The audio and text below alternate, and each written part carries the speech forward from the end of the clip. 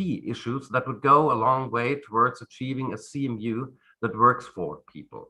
The promotion of employee share ownership, ESO, which will be key to improve financial literacy and refamiliarize EU citizens with equity investments, and ensuring that investors receive fair advice and clear and comparable product information for all types of financial products.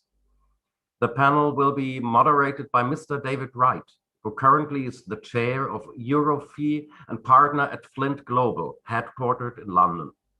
Mr. Wright's over 30-year-long experience of working in the European Commission and later role as Secretary General of IOSCO, as well as one of the sub-chairs of the 2020 High-Level Forum on the future of the CMU, will help steer the debate and emphasize important questions for our key panelists.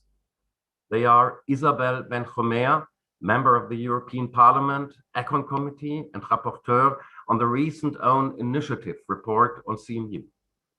We welcome Marcel Haag, Director of Horizontal Policies, Directorate of DJ FISMA, given by the European Commission. We welcome Robin Laidlaw, Principal and Head of Distribution Europe at Vanguard Asset Management. We welcome Patrick Panier, President of the Association of Employee Shareholders of Société Générale, and Philippe Cerceau, Head of HR Consulting and International Development, Amundi.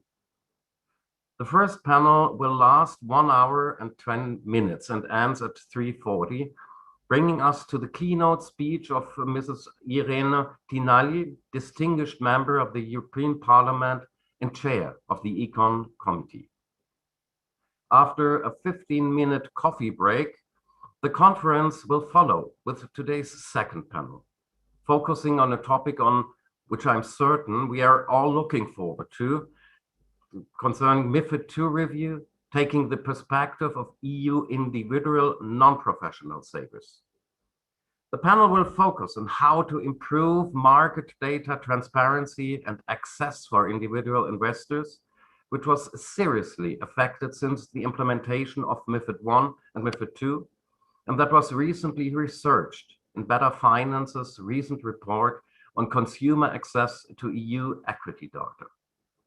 The panelists will also discuss the need to differentiate between inexperienced and experienced individual investors by introducing a new category of qualified non-professional investors or clients.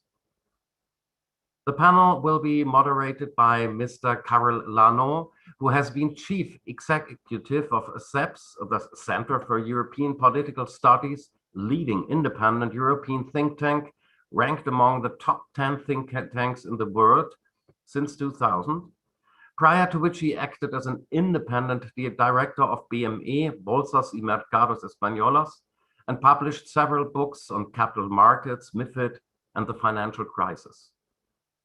Better Finance is again grateful to have an outstanding lineup of experienced professionals as speakers from all stakeholder corners. We welcome Markus Ferber, member of the European Parliament in the Econ Committee.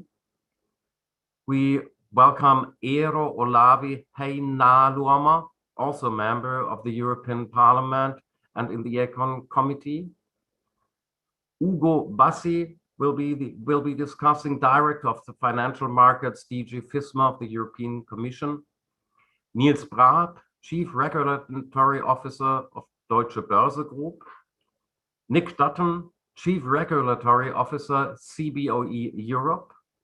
And Claire Rowley, Head of Business Operations, Global Legal Entity Identifier Foundation. And we also welcome Andreas Streichel, Chairman of the Supervisory Board of Erste Foundation.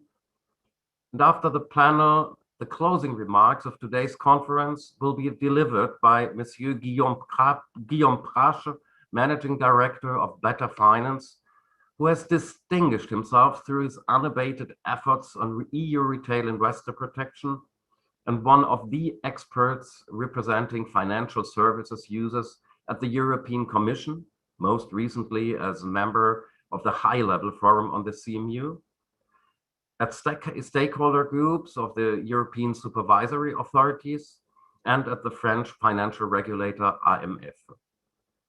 Better Finance thanks Amundi, the Global Legal Entity Identifier Foundation, Vanguard Asset Management, and CBOE Europe for their support in organizing this international conference. I want to remind the attendees to ask questions through the Q&A chat possibility that you can see if you go on the chat button, and then the question will be directed to the moderator. I wish us all a good conference, interesting talks, interesting speeches, and I'm happy now to welcome Mairead McGuinness. The floor is yours. Thank you.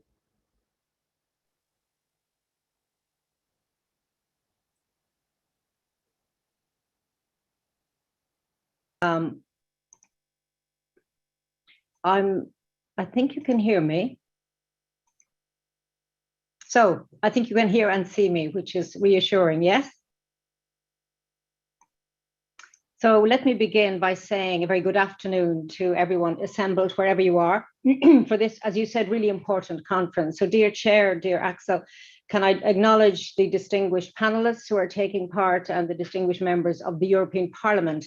Today is an important conference with the title of Making the Capital Markets Union Work for People, or indeed raising the question how to make it work for people. So very happy to be here. Putting people at the heart of the financial system is part of my vision. And I know that this is an aim shared by Better Finance. If you look at Capital Markets Union, that means a number of things. So the CMU is not just about capital market participants, but also about putting capital markets at the service of our broader aims. In particular, making sure that capital moves, at least is helped to move to a greener, more digital future, a more sustainable one. At the same time, the Capital Markets Union should itself work for people and encourage the safe participation of informed, financially literate retail investors. We're working towards our retail investment strategy early next year, and this will put retail investors at the center of our policies. Of course, these are difficult times for European citizens and businesses. During this COVID-19 pandemic, we've seen some of the weakness of the EU economy exposed once again. In particular, we've seen that European capital markets aren't developed enough and aren't providing enough sources of non-bank funding. If we look back to the last crisis, we saw how the US recovered more quickly than the European Union, partly down to having more developed capital markets. So advancing the Capital Markets Union, we believe, can contribute to the recovery by providing these deep, liquid, integrated capital markets. And that again will widen access to alternative sources of funding for our companies beyond bank loans. It will give people more opportunities and confidence to save and invest for the long term. But of course, the Capital Markets Union is not just about the recovery. It is also about mobilizing the investment we need to meet our ambitious European Green Deal targets. We need to redirect money towards companies and projects that help us meet our climate and environmental goals. Public money, including Next Generation EU and national funding, will help. But we all know that private money is needed in order for us to achieve our targets. And the Capital Markets Union will help capital flow across the European Union, including towards sustainability. The CMU will also support the digital transformation of our economies. Consumers and businesses are accessing financial service digitally, while innovative market participants are challenging traditional business models. And indeed, this has accelerated during the COVID-19 crisis. Again, all of that needs investment to flow across the European Union, which is why we need the CMU. And the Capital Markets Union is about making sure that the European Union is globally competitive. So we want to increase the financial firepower of European capital markets. And I would briefly now mention Brexit, which, as you know, was and is a very significant fragmenting event and a challenge as we seek to support the development of strong financial markets in the European Union. There was a regime change on the 1st of January this year. all financial services passports issued in the United Kingdom ceased to be valid.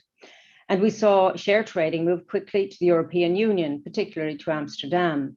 And the financial industry is relocating business activities to the European Union in an ongoing process. But there are also wider implications beyond those shifts. What we see emerging is a multipolar financial system in the European Union. And that might lead to less scale and less concentration, which are important factors in finance. But it might also prompt healthy competition between financial centres and encourage innovation. Financial centres in different member states might specialise in different sectors and activities. We need to ensure that supervisors are able to manage new post-Brexit risks and vulnerabilities due to rising cross-border activity. And indeed, national supervisors will need to ensure that investors are protected across Europe. If consumer protection, market integrity, and financial stability are not secured in one part of the European financial system, it will have negative spillovers across the EU. Financial institutions operating in Paris should be supervised in a very consistent way with those in Frankfurt, Luxembourg, or indeed Amsterdam. And here supervisors need to be able to trust each other, and supervision must be carried out to a high standard and in a consistent way across the EU, irrespective of where a supervised entity is located. Increased supervisory convergence is, I believe, central to Capital Markets Union. And this CMU should serve citizens by allowing and enabling their participation as retail investors. Europe, as we know, has one of the highest individual savings rates in the world, but retail participation in capital markets remains very low compared to other economies. And this is a very inefficient use of capital. It's not in the best interest of consumers if they want a return on their investment.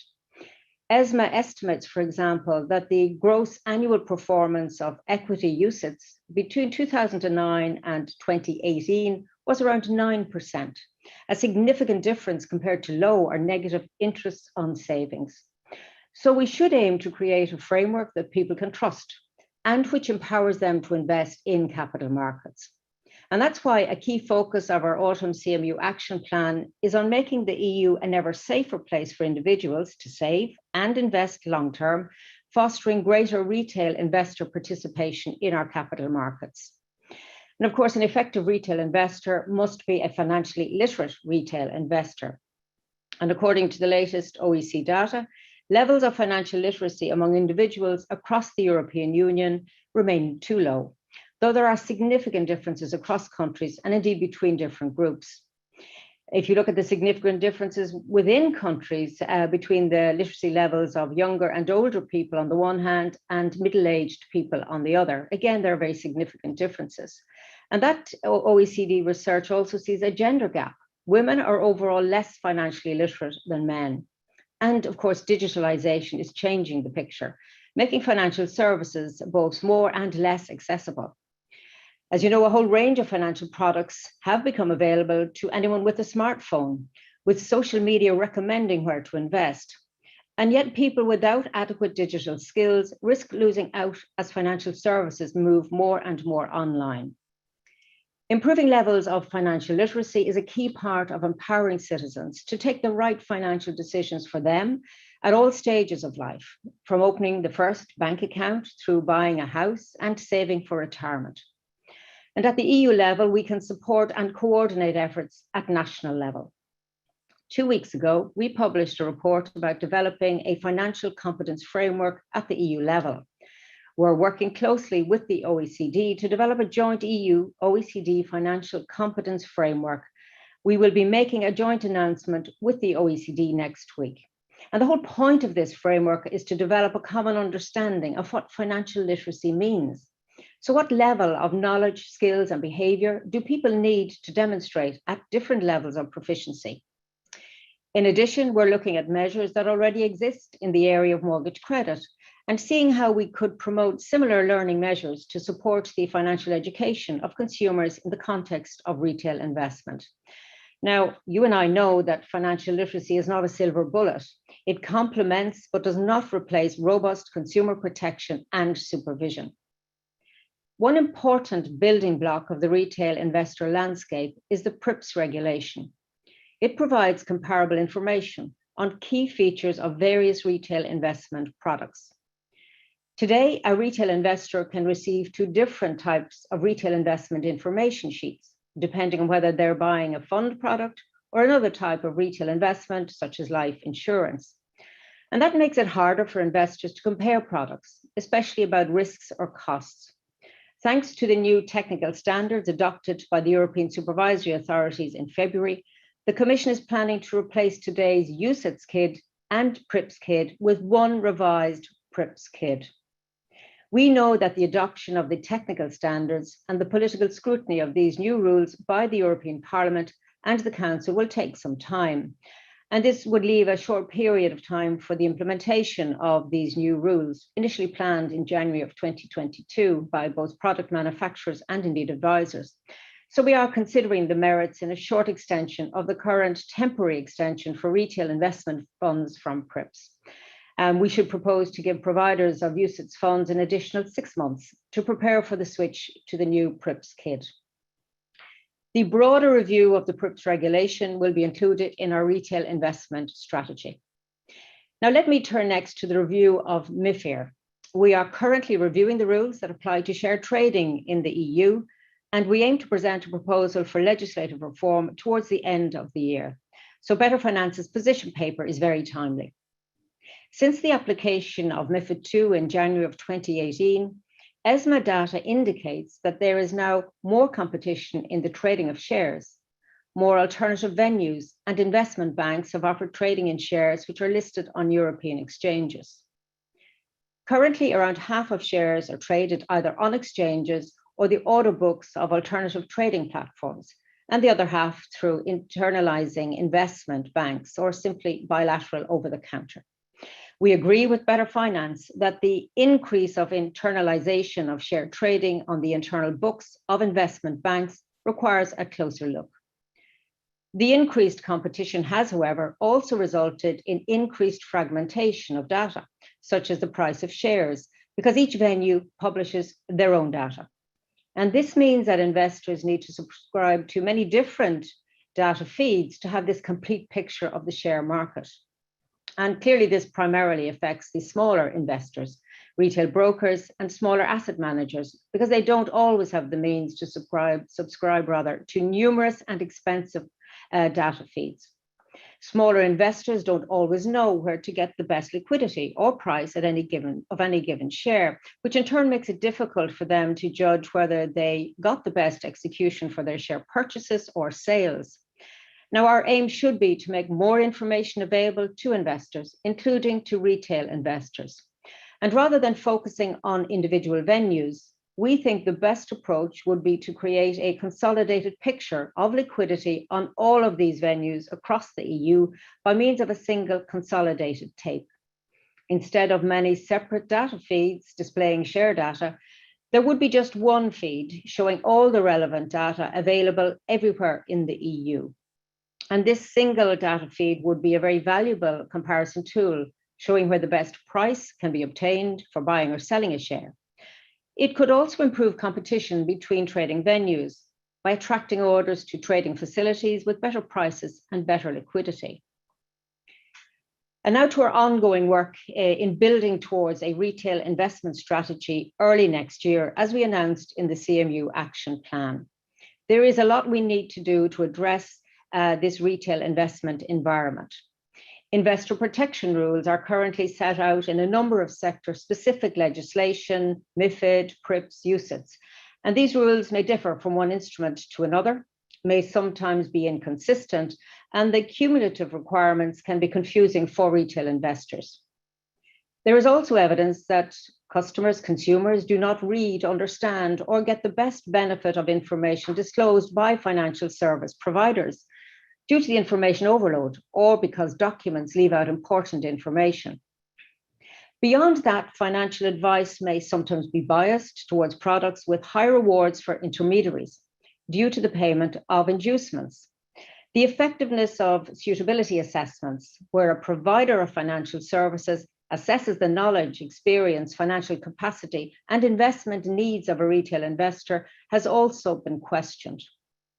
So if we want a larger investor base for the EU capital markets, we need to tackle these issues.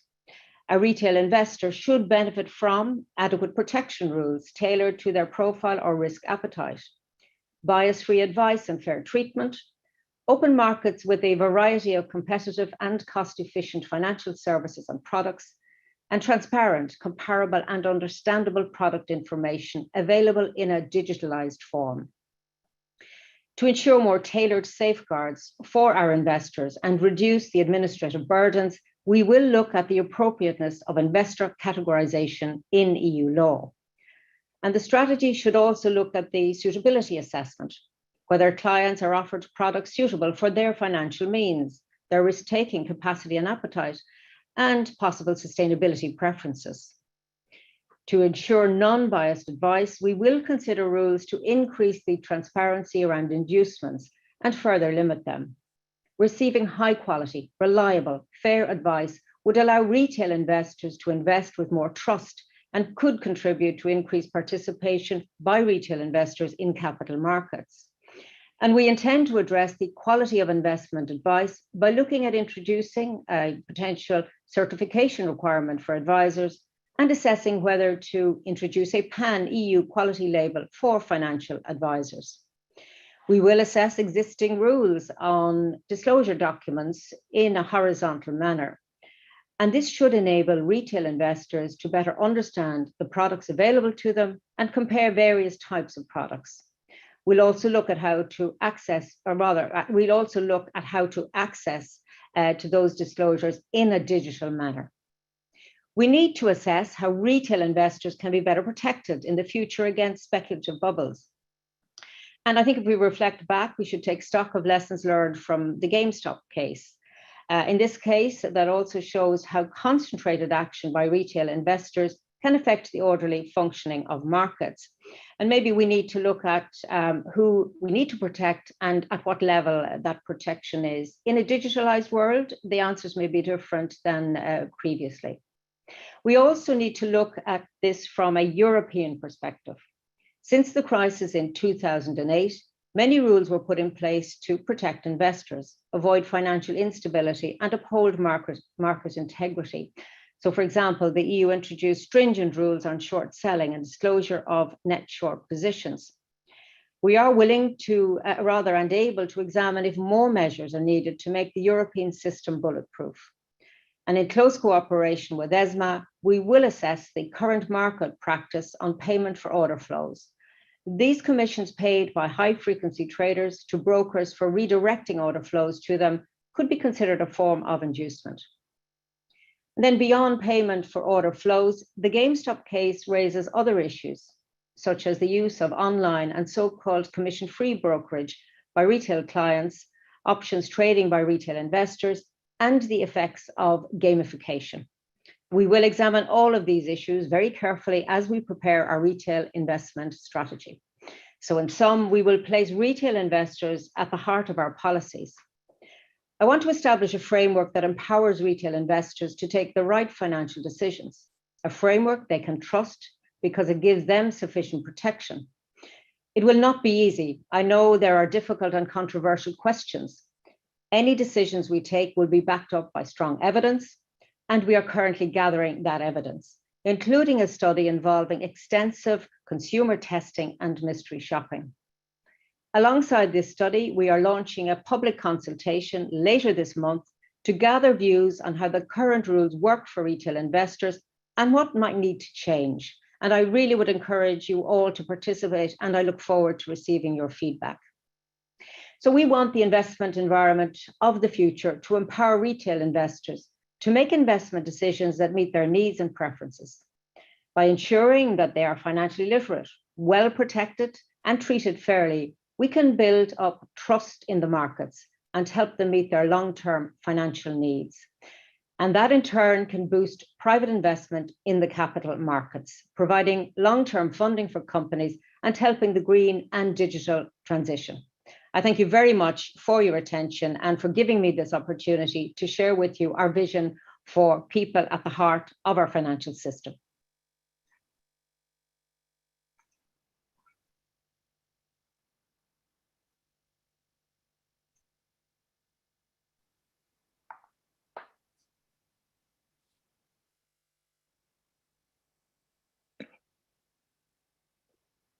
Well, Commissioner, thank you very much. Are my panelists with me? Thank you. Can I just make one announcement? I would like to welcome once again everybody. My name is Aleksandra Mączyńska. I'm the Executive Director of Better Finance. I would like to thank a lot Ms. Commissioner.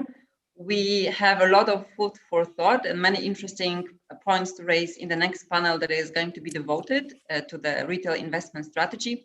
We have been informed that unfortunately, due to the very busy agenda of the Commissioner, she cannot take questions from the audience. But the questions are going to be asked right now also to the panelists and to the moderator of the next panel. So we invite everybody to pose questions.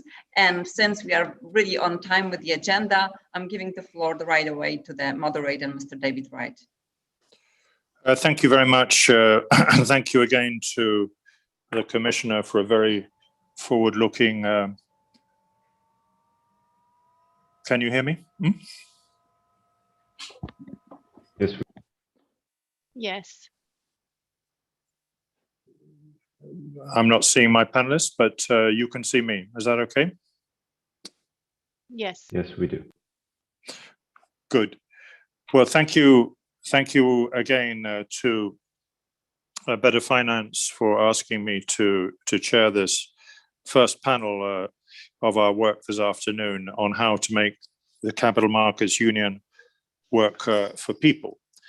What we're going to discuss is really building on what the Commissioner said, to identify the key issues to increase retail investor participation in capital markets, prudentially, sustainably, sensibly, so it works for people. And I hope we will be able to get a very wide measure of agreement among my distinguished panelists on the main issues. And just to remind you, they are Isabelle Benhumer, who is the member of the European Parliament, Marcel Haag from the European Commission, Robin Laidlaw from Vanguard, Patrick Pagny from the Employer Shareholders of Société Générale, and Philippe Cerceau, head of Human Resources Consulting, Amundi. So the way we're going to do this is I'm going to ask each of my panelists to talk in the first round for 5 or so minutes and no more on what do they think are the key issues here in order for retail investors to play a bigger role and to have a much more powerful in the Capital Markets Union. After that, I particularly want to focus on 2 issues, employee share ownership and how the advice and disclosure functions can work better. We heard the Commissioner refer to both, but let's get down to some nitty-gritty detail. So let me turn first to Marcel Haag. We heard a lot from your Commissioner about the retail investment program. Can you enlighten us a little bit more on the main issues you're going to be looking at? And particularly, are you going to be dealing with employee share ownership? And how do you intend to deal with the advice function? Over to you, Marcel. Yeah, thank you very much, David.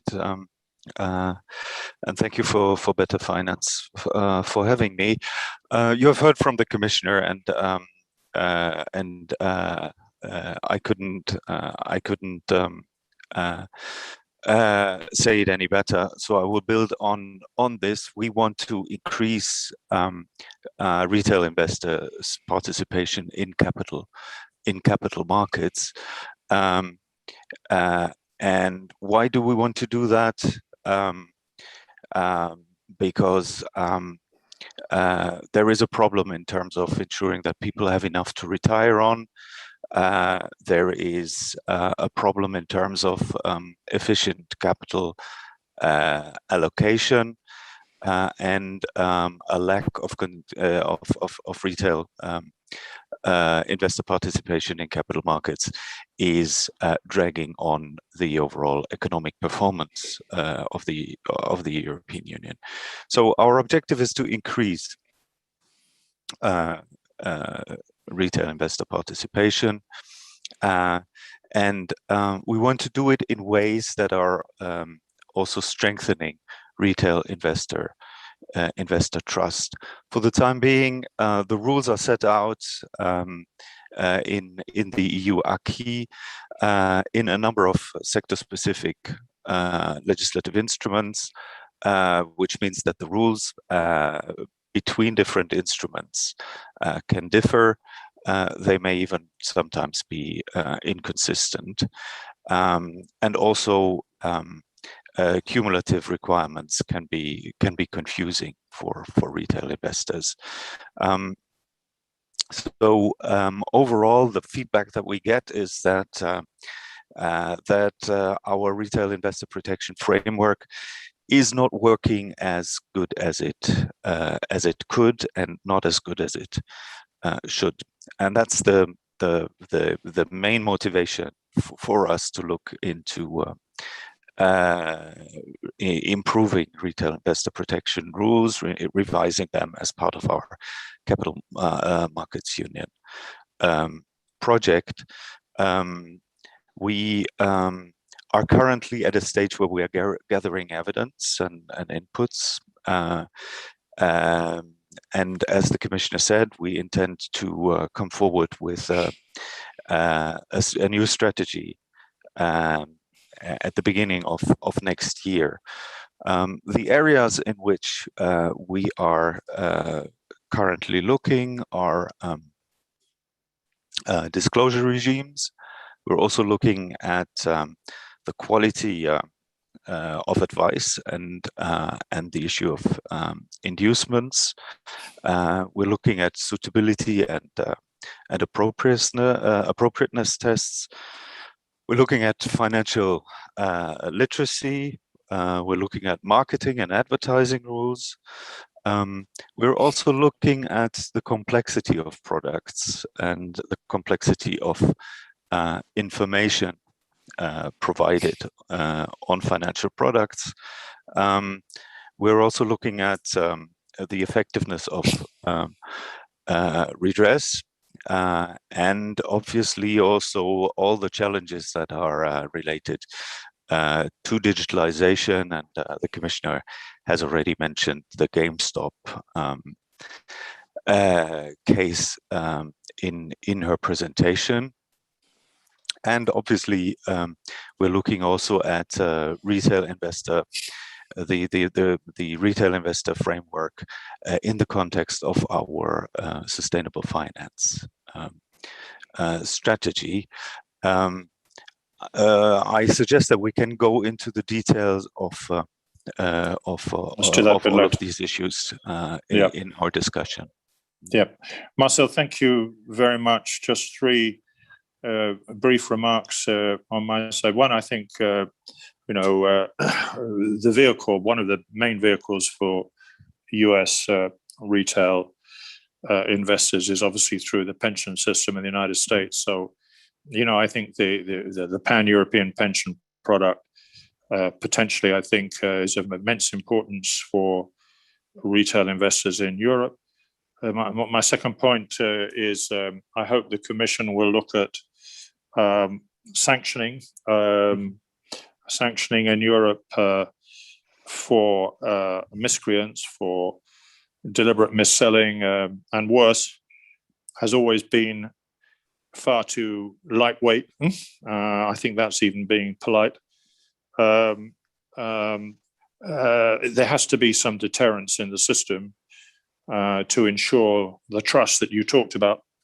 And the third point I mentioned is something you mentioned at the end, which is on sustainability, because yesterday the Commission adopted a proposal on non-financial reporting, which include a sustainability requirement. But thank you for that. We'll come back to the issues. I think Better Finance would definitely like to know whether you're going to look at share ownership, which is one way of encouraging retail investment, a broader retail investment for retail investors. Now, let's hear Isabel. Welcome. You've You've run an SME, you're a distinguished parliamentarian. What do you think are the big issues in order to improve retail participation? What's top of your list? Thank you very much, David. It's great to see you again. It means that we are having a lot of events on the Capital Markets Union, so it means that it's becoming the real hot topic. So I hope it will be a reality very soon. It's great to see you. Thank you very much, Better Finance, for the invitation. It's a pleasure to be here. It was very useful to speak with you when we were drafting the first draft of the CMU report from the European Parliament. So thank you very much for the invitation. I'm very glad to be here because we are going to discuss one of the topics that is, for me, the most important, which is there is no real capital markets if there is no real implication of retail investors. We really need in Europe to be able to develop an attractive and secure capital market environment so that small investors, the retail investors, can understand what their capital markets are, how to operate in there, have the secure environment and enough information easy to understand, and be able to take their own decisions as individuals, as grown-up adults that decide what to do with their money. And this is something that right now is not happening in the European Union. So there's three ideas I want to bring into the discussion. I'll bring them very, very briefly, and then hopefully during the discussion we can develop a bit more. First, and this is something that everybody says is a long-run thing, a long-term, but it's financial education. And if we never start, it would always be something that is very difficult to achieve. And right now in Europe, we have the lack of real financial education. We are not investing enough money and enough resources in order to give the citizens the knowledge so that they can understand the markets. And we need to do this from an early stage, of course, from the schools, including it in the curricula, but also we need to develop the tools and invest the funds to work with the people who is no longer in the education system and need to have that knowledge. I'm going to give you just a few examples from the Spanish case, which is the one I know better, but they apply quite similarly to many other member states. Right now in Spain, almost 60% of the population don't know what inflation is. More than 40% are lost on what an interest rate is, and 70% do not invest anything per month. That's the reality of Spain. This is a report published in 2020 by the National Authority of the Spanish markets. So how can we really solve this situation? We need to be able to give the simple information. So financial education for me is essential. Another thing is access to fair and clear information.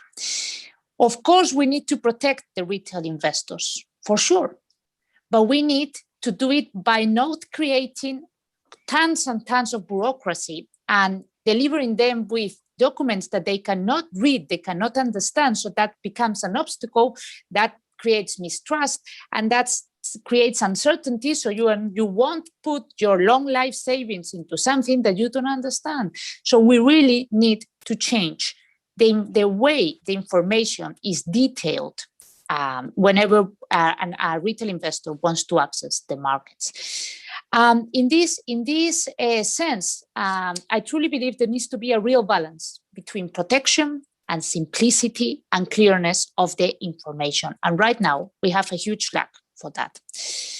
Then, for me, there are two other ways of really encouraging the role of the retail investors in the markets. First is we are the continent of the SMEs. We are the continent that is 80% of the employment created in the European Union are created by SMEs. And most of our SMEs, they rely before on debt rather than relying on equity when they are seeking for liquidity, when they are seeking for investment. So we truly need to give the advice, the training, and the knowledge to the SMEs owners in order to know that they have a broader, a larger portfolio options of investment before they go into debt. And that means that we work hand in hand with the financial actors, and we work hand in hand with the banks, which are the first window that any SMEs goes to when they are seeking for investment. And that's something that for me, it's essential. And then I totally agree, and David, you brought it into the debate, and I would love if we jump into that topic later on. The employee share ownership, it's a great tool also to bring retail investors into the system, but also to improve their financial knowledge, their financial capacity. The only way to really understand what it means, what equity means, is by becoming the owner of equity. That's the only way. The only way to understand what the capital markets are is by investing in the capital markets. So we are in the digital area. We have great resources in our hands in terms of making it very accessible to the citizens, the access to the markets through the apps designed by great financial actors who are trying to make it accessible. We have also the capacity to invest funds in financial education. And finally, we have to bring it into the common debate. How come we don't have discussions about investments on TV? How come we don't have the real discussion about how difficult it is to raise capital, what it means to go to a business angel, what it means to go into the markets? And we need to bring that into the common debate. So we need to invest also money in creating the environment for the discussion on the media, not only on social media, but on the media. I'm absolutely passionate about the role of the retail investors. I think that creates a more independent society, because when you have control over your savings, and you can decide how you want to invest them so that you can enjoy them when you retire, for instance. And Commissioner McGuinness also made a point regarding the retirement plans. I mean, we really need to create a society that can make their own decisions. And I always fear that we don't do that because we don't think that citizens are capable of doing that. And I truly think we are. If we compare ourselves with the US, how come we are not there yet? And truly, especially in this pandemic crisis that we are suffering, I truly believe we need the more retail investors as possible entering the markets, and the more SMEs relying on equity rather than the loans. So these are a few remarks, and then I look forward for the discussion. Very interesting remarks, Isabel, as usual. And I think what you say makes perfect sense. The figures you quoted about the lack of knowledge, I'm sure, is shared in other member states, but they also make the argument for financial literacy, education starting at the youngest ages. I mean, after all, we all know a bit of mathematics, don't we? I mean, I'm sure you're very good at numbers, Isabel. I reckon I was going back a few years, and there's no reason why we couldn't multiply that knowledge with a little bit of knowledge about how financial markets work. And I think this is absolutely essential. And I agree with what you say about SMEs, which is, often the neglected sector. And one hopes that the recovery plans of the member states is going to take up a number of these points. But we'll come back to another one. Let's hear from Robin Lelo from Vanguard. Now, Robin, you work for one of the biggest asset managers in the world. You must have a very clear vision of what is needed in Europe to increase retail investor participation. What is it? Thank you, David. And just for the audience's benefit, Vanguard is a very large institution, in fact, the second largest asset manager globally, with around $7 trillion that we manage on behalf of investors. But what the audience may not know so well about us is that we are a very retail-oriented asset manager, and we grew up over 40 years out of the US, and we are actually a mutual structure in the US owned by our own investors. So our business is very much focused on the retail investor, asset management and investment advice, working with financial advisors to support them and their clients, and also working with the DC system in the US and in Australia. So, we really do have the retail investor at the heart of our business. And so I was very happy to hear the Commissioner's comments that, this is what the retail investment strategy is about. And I think Isabella really touched on a couple of these comments. It's vital for retail investors to participate in capital markets for financial independence, for the need to generate returns from capital markets, and to look after themselves, to provision for themselves at all stages in life. So it's great for the retail investor, and it can be great for the capital markets as well, for all the reasons mentioned. Now, I think there's probably three things that would be top of mind for me.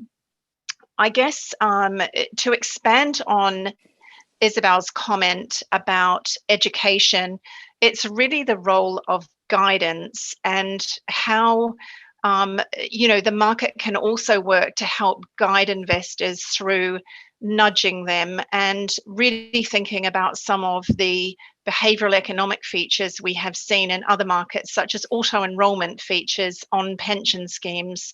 So we know that is relatively new and still early days in the UK market, but already 9.3 million people enrolled in a DC scheme, many of them women, young people, low-income workers, all those who really need support more than anyone. And, the importance of things like a pensions dashboard, about access to readily available, transparent, comparable information about saving and investing, to not only educate, but to really support the transition into making these decisions to participate in capital markets. I think the second point I would touch on, and this is a really critical one, it's something that was talked about in terms of retail investors really have to have a lot of trust in capital markets to participate, to know that capital markets are operating with their best interests at heart. And really great to hear the news that there is, further review of the inducements regime. But we would really say, it doesn't work the best for retail investors until there really is a total ban on inducements, because then there is a great alignment for retail investors. The market truly is centering around the individual, the consumer of financial products. And that sort of deals with some of the complexity and some of the conflict that might occur within the value chain. And I think there's wonderful examples to reflect on there as to how that has benefited consumers, and we've seen more participation by them when we look at markets, again, like the UK or perhaps the Dutch example, where there is a growth in the access of competition in financial services. There's a shift to access to lower cost products and services, and there's just an emergence of greater investor choice and less product bias, which is what happens when there is not a commission or a retrocession directing the course of product outcome. And I think the final point would be just that we can really ensure that investors can get a fair deal. And that has a lot to do with simplifying the disclosure regime. It's just so complicated to try and understand the details of financial products. Even if you work in the industry, it can be very difficult to wade your way through these long and complex disclosures. So how do we make that more simple? Again, I would refer to Isabel's comment on digital as a great channel to help enable these kinds of things. What can we do in terms of consistent mandatory cost warnings and using technology to help investors receive a range of information and outcomes? Thank you very much, Robin. So you would argue there is incontrovertible evidence in the UK, from the UK and the Netherlands, that effectively banning inducements is good for encouraging retail participation. Are you saying that? Yes, absolutely. And certainly within what we see as what you see sold in terms of products, I think prior to the introduction of inducements, commission-based products were much higher up the sales ranks. When we look at what's selling now, it's lower cost products. The cost of investing has reduced as a result of that. Second question, robo advice. I mean, surely an unbiased robo advice. You talked about digital more in terms of disclosure, but on the advice side, do you see a role for, again, unbiased robo techniques to guide, to use your word, to guide consumers, retail investors? Yes, I think digital through robo can provide guidance to investors. It can help them set goals and provide information. Our own experience at Vanguard is that the best combination of all is when you can have a combination of the technology experience with the human experience. Our own experience has been that there are elements of the advice process where human interaction is welcomed and can benefit the investor, but the technology does a great job at simplifying information and also doing a lot of the heavy lifting on the complexity of the advice process itself. Thank you very much for your very interesting remarks. Let's go to Patrick Pagny, who is the president of the employee shareholders at Société Générale. Now, Patrick, tell us why you think this should be at the heart of the retail investment strategy. Well, I'll give you the example of Société Générale, which was privatized in 1987.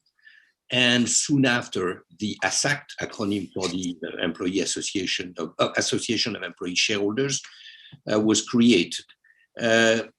Following that privatization, at privatization, employees were given the right to purchase shares at a 20% discount. And following that, every year or every other year, there was a specific stock issue devoted to employee shareholders where they could invest not only directly, but also through what is called participation, a formula created under Général de Gaulle to reward employees by giving them part of the profit of a company that would be a deferred element for 5 years at minimum. So these people or these employees could invest these deferred cash element at 20% discount, sometimes with a co-financing by the company, and create a portfolio of shares for their own. And you discover that, for instance, in 1999, when BNP made an unfriendly takeover bid for Paribas and Société Générale at the same time, the employee shareholders were about just below 10% of the company shares, but because of the double voting rights associated with holding the shares for 2 years, they were about 18% or slightly above of the voting rights of the company. In the end, BNP secured 38% of positive votes for the merger, but did not secure the voting of the employee shareholders, the 18%. And the then governor of the central bank had to say that BNP had secured possession of Paribas, but could not take over Société Générale. So you see here the power of employee shareholding. Another interesting item there is that people, even the rank and file employees of Société Générale, gained a knowledge, somewhat of a financial knowledge about the financials of the company during that period of time. As you know, France is not on top of the list for giving at school level a financial education. The French are in love with their passbooks. They are not in love with the stock exchange. And this is definitely a way of giving them a way into the stock exchange, because you discover that once they've made the investment in shares of Société Générale, they are less reluctant to invest in other shares of companies. Another interesting idea is that I saw recently that Davos urge companies to become more socially responsible. And I think employee shareholding is a factor that can lead to that, because their view of things are slightly different from the pure financial investor, my friends at Amundi, who represent pension funds and will invest into Société Générale. They have a slightly different view from the employee who are working inside the company. So it helps to bring a little bit of the social view there. And I would pursue my presentation saying Monsieur Le Maire, the finance minister of France, has publicly stated that he wanted the French companies to have, or the employees of the French companies, to represent 10% of the capital of those companies. And he's definitely walking his talk there, because he's given the opportunity for employees to secure shares at 30% discount when they retain them for 5 years, and even 40% discount when they go 10 years. And you do have a lot of people that keep their shares more than 10 years. I'm personally an example of that. Also, the tax that is levied on the co-financing, the matching fund of the employer to the employee has been reduced from 20% to 10%. That is further incentive for companies to make inroads there. Even non-listed companies are induced in doing the same. And it goes all the way to employees' LBOs. The money that is invested in a company can be used and leveraged to create an employee LBO if the opportunity arises. So you see that there is here a drive to employee ownership, which is a good thing, I definitely think. And more recently, we've seen that with the legal system supporting that in France, companies that are 3% or more owned by their employees must offer them a board seat. And Société Générale, Crédit Lyonnais were exempted of that, because dating back to the Mitterrand days, they had employees representative at the board level, but just employees, union employees representatives. More recently, they've had to compose with the new disposition of the Loi Pacte, which provides for shareholder employee representative. And that's a slightly different thing, or a substantially different thing.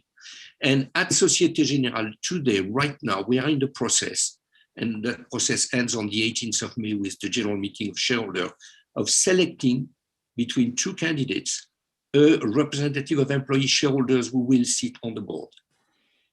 But the governance also is driven by employee ownership.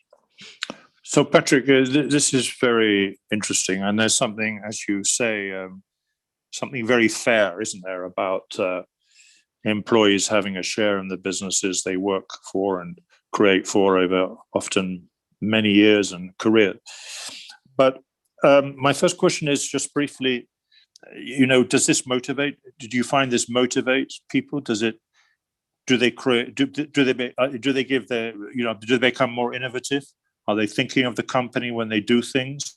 And do they help management improve ways of doing things? I mean, is this part of the culture, if you like, of owning, of being an employee share owner?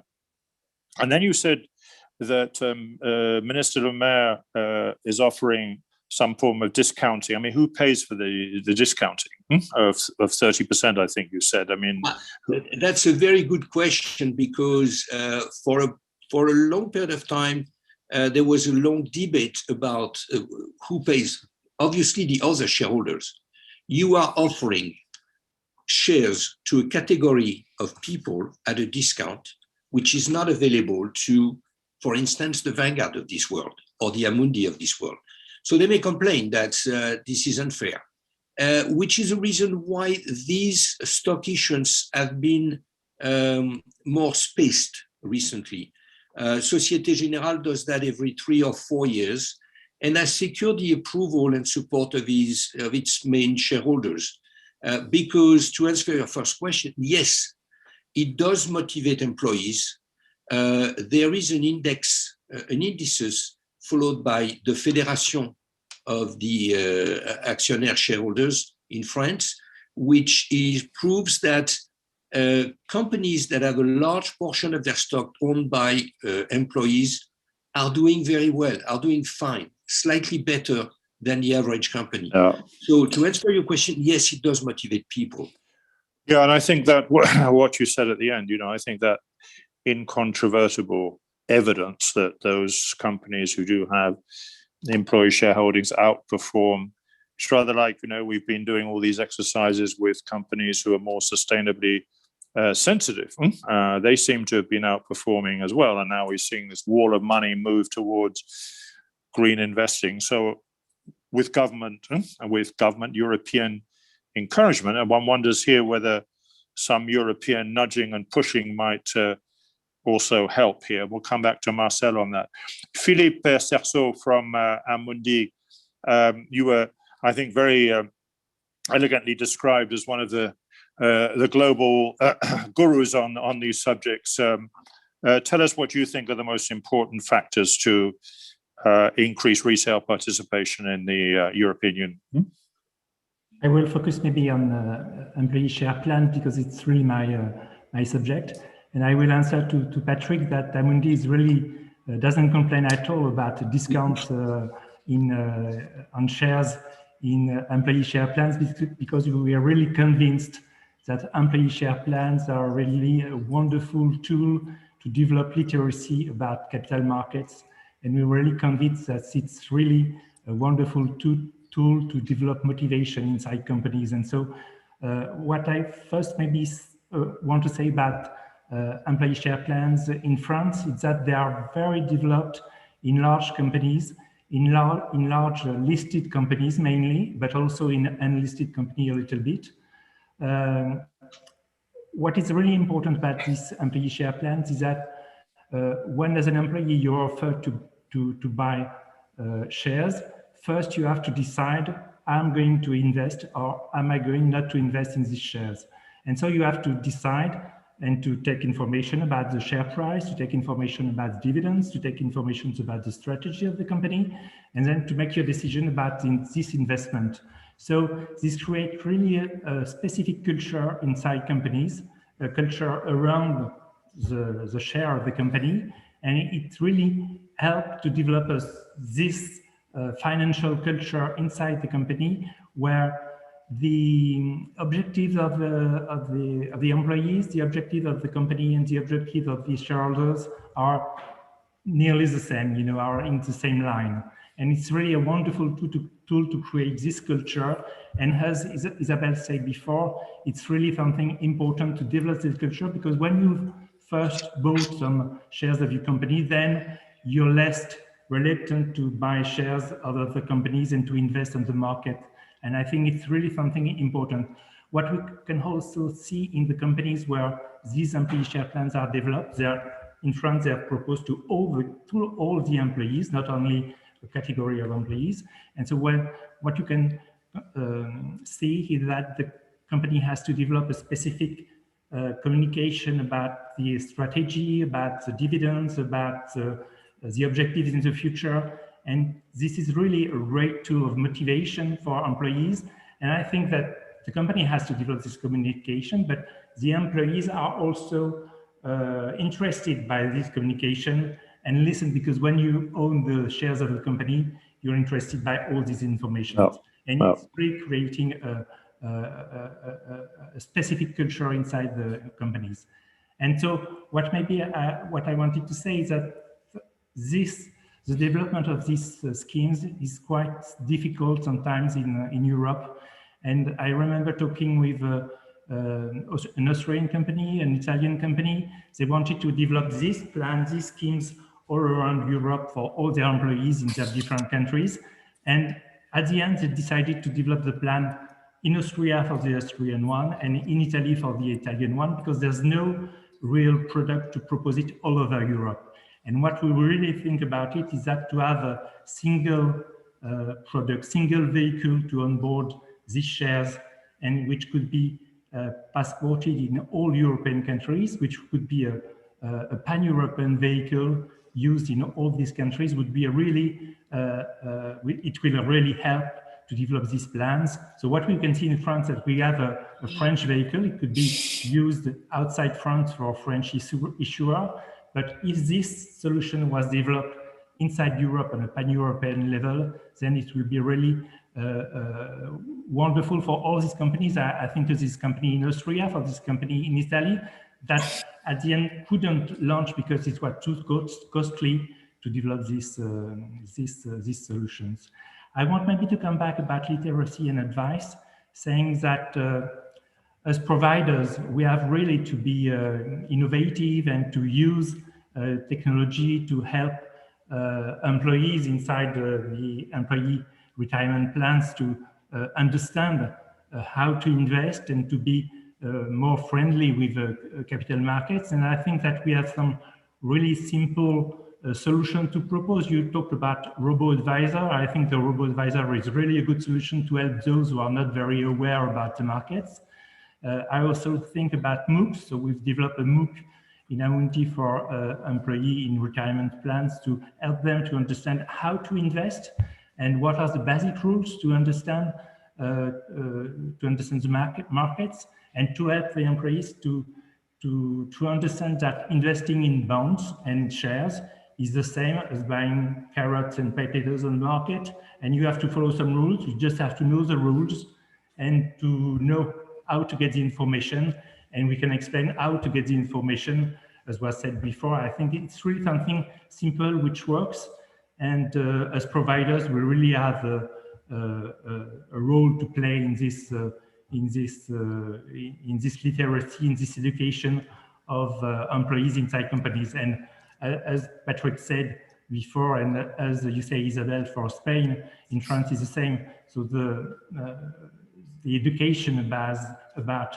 financial subject is not sufficiently developed in school either. But what we can see also is that in the surveys we have in France, employees most of the time are very convinced that the company could help them in this process, and so the providers chosen by the companies could help them in these choices. Just let me ask you, when you're drawing up your portfolios, then when you're a massive investment house, investment fund manager, among the biggest in Europe. So you're looking at a company, you're looking at its financial prospects, its sustainability. Do you also look at it, whether it has an employee share ownership scheme and how successful that's been? Is this something the company would look at before investing? This is a subject which is we're really involved in this subject. So when investing, it's part of it's a little part, evidently, but it's a part of what is seen by people who are looking at how companies are evolving, mostly on the ISR part, evidently. Thank you. Let's go back to Marcel. Marcel, you heard a number of points raised there. I think people will be very interested to know whether the Commission is going to look seriously at the employee shareholding as a vehicle to improve retail investment participation in markets, and maybe some of the other points that have been raised here. What are your views? Yeah, thank you, David. Really excellent excellent points on employee shareholder ownership, and it's a very interesting debate. As you know, at European level, the employee shareholding has been promoted for at least 30 years now, since the 1990s. This discussion has been going on, and very clearly, employee shareholdership has a number of very clear benefits for employees, for companies, but also more broadly, as Isabel has made very clear, for societies at large, for investment culture in our countries, and so on. Now, one of the points that one of the crucial stumbling blocks of employee shareholder ownership is the tax treatment that that is afforded by the member states, and here I must underline by the member states. This has also been recognized by the high-level forum on CMU as one of the critical bottlenecks, and therefore also the recommendation and suggestion to member states to look into this. For us, the way forward and at this point, a useful way of promoting employee shareholdership is to continue the discussion with the member states to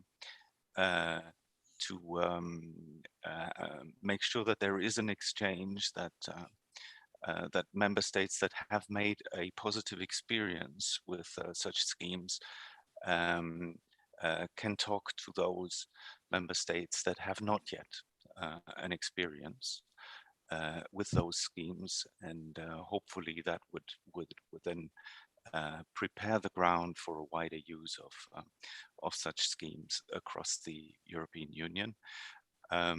Obviously, the idea of a European instrument that Philippe has raised is an interesting one, but we feel from our discussions with the member states that the time is not yet ripe for that, and that more discussion is needed to prepare the ground for such a possibility. Thank you, Marcel. Isabel, do you think there should be a European initiative on employee share ownership, and if you do, what should be the substance of it? Thank you, David. I truly believe there should be an initiative. I agree with what Marcel just said, that there's a lot that it's the responsibility of the member states in order to make this a reality, especially when we talk about the tax treatment or the tax incentives for these kind of operations. But I truly believe there should be an initiative in terms of putting into the discussion, bringing into the discussion the importance of the implication of the employees on the equity of the enterprises that they are in. There are a few things that I would definitely, I truly think that it would be the outcome of having this initiative on the discussion. First, that will for sure improve the governance of the companies. If the employees are owners, somehow, even if it is a very little percentage, they will contribute to the good governance of the company they are owners. And this is something that I think is essential. Then also, it would possibly encourage them to make new decisions or new investments in other companies. So that would enlarge the participation of the retail investors in other companies. Thirdly, it would start the process of financial education. It would, as Philippe just said, they would need to access the information in order to understand the kind of investment they're doing. So even though there is a lot of technical and detailed legislative work and legislative ownership that relies on the member states, the European Union can for sure prepare the path for this kind of employee share ownership initiative at the European level. There's something that I always say that, and I'm absolutely certain, whenever Europe is determined to do something, even though it takes time, it always lands at the member state level, always. So first, we need to have a clear commitment from the Commission in order to push forward the CMU and these kind of initiatives. And then we need to have the pressure from the Parliament side into the Council in order to make the necessary changes at the member states. So I truly believe this should be a priority, and I truly believe there should be an initiative. And I truly believe we should give all the good information regarding these kind of initiatives, because there's also a lot of bad information that tries to say that these kind of initiatives are perhaps only for those who have better education, so that it creates an equality or can create circumstances that divide society. Nothing to do with that. If we have more owners, we'll have more independent citizens, and we really need to push that forward. I fully agree. I just had a thought when you were speaking. You always give me lots of thoughts, Isabel. I mean, I think, you know, you look at Europe, and one of the areas where Europe has been very successful over many years has been the fully harmonized UCITS directive. I'm not saying it's perfect, but it's the gold standard in the rest of the world for investment funds. And I think that's a very good example of what you were saying. But another thought I had was whether, and I'm not sure, maybe Marcel knows the answer to this, whether in the non-reporting financial directive, the Commission made a proposal yesterday to include sustainability as a vector for reporting of companies, whether they have to report, and maybe Philippe would know this, whether they have to report today under ESG criteria, whether they should have to report employee share ownership. Does anybody know the answer to that question? Because I think it would be quite a good way, because if the markets see that those companies who have these techniques and have wide employee share are outperforming others, just as we've seen with the sustainability world, then you get the markets moving investment and capital towards these companies. So, Marcel, do you know if the non-reporting financial directive includes information about employee share ownership? I'm not sure I know the answer. David, I don't think so. Not entirely sure, but I don't think so. No, that might be one thought on the governance part on the G. Philippe, looking at your idea of a European initiative, I mean, can you just give us a few thoughts? I want to get some questions in a minute. So I've got two interesting questions. What actually is the substance of it? What is it in this EU model? What would it specify legally? I think that what it could be a pan-European vehicle which could be used in all European countries, and when developed by one issuer who would be a company, for instance, as I said, in Austria, it could be developed for all the employees located in all the countries of this for this group. And I think that the advantage to have such a vehicle is to ease the development of this of the shares for employees, where when you have just specific account for each employee, you have more the fees are more important, everything is more complex to organize, and when you have this sort of vehicle, it's easier to reinvest dividends, it's easier to organize general the voting rights in the General Assembly. It's easier to organize a lot of things, you know, and so it helps to reduce cost and to develop these schemes all on a larger scale. Yes, that's the advantage, I think. Patrick, would you see the need for a pan-Europeanism here? Pan-European, you could see a big advantage of that?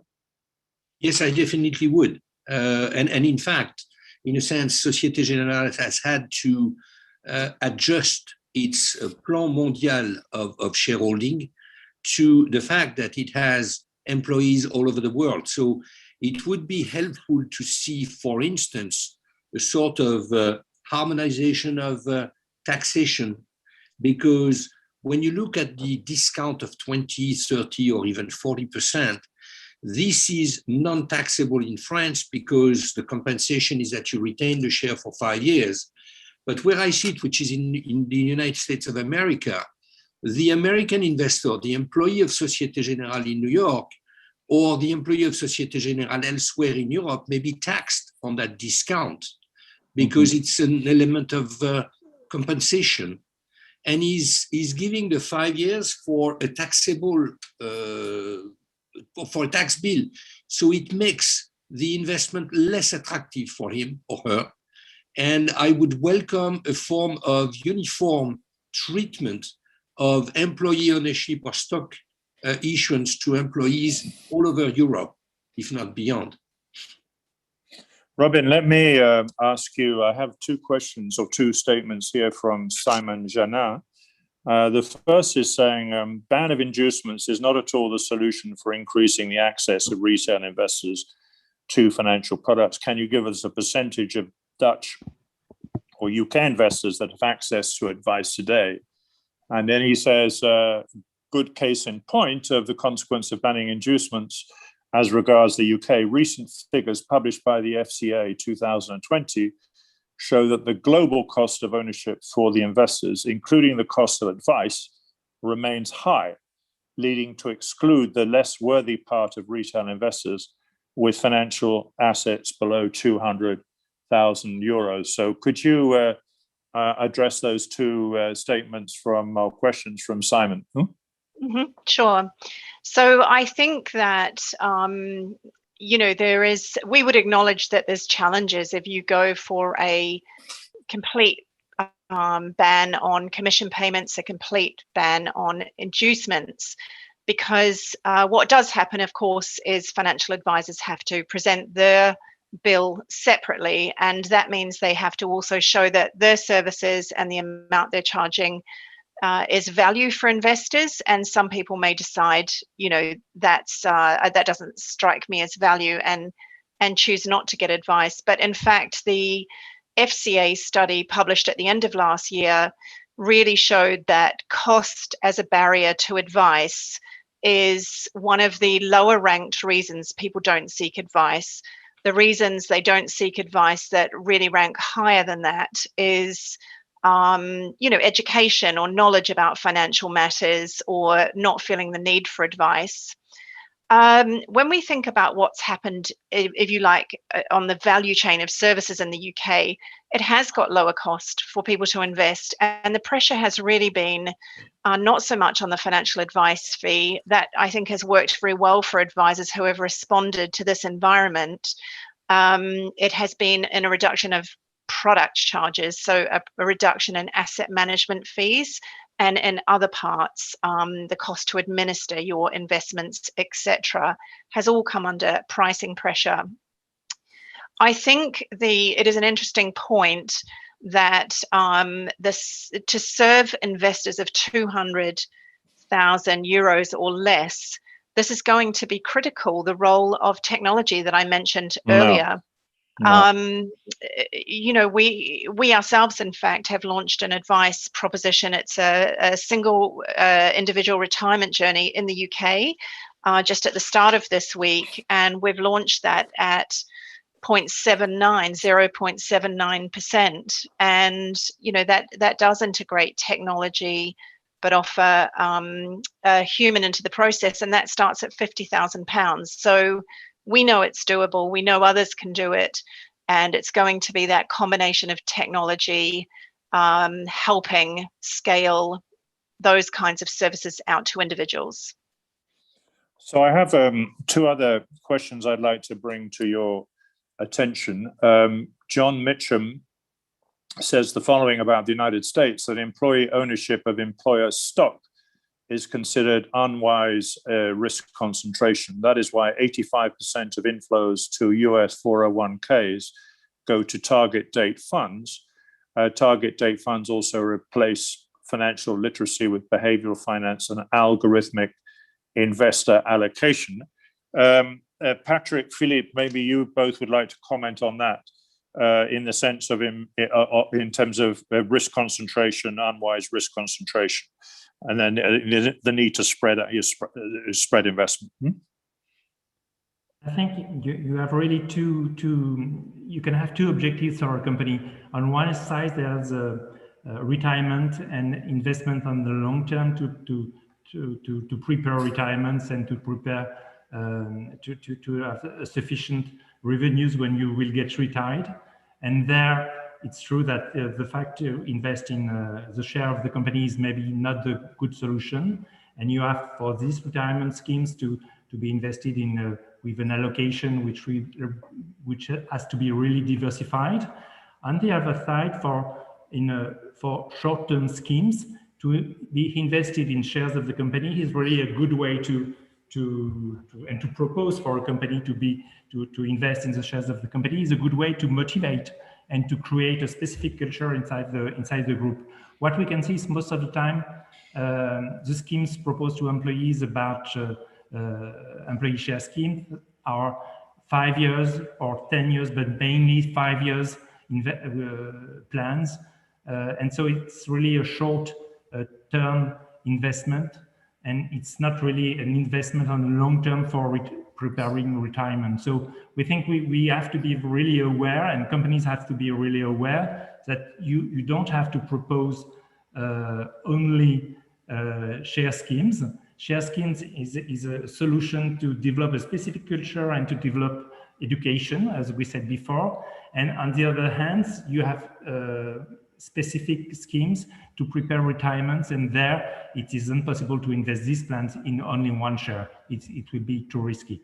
I totally agree with what was said. Yes. You have a thank you from John Mitcham, Philippe. So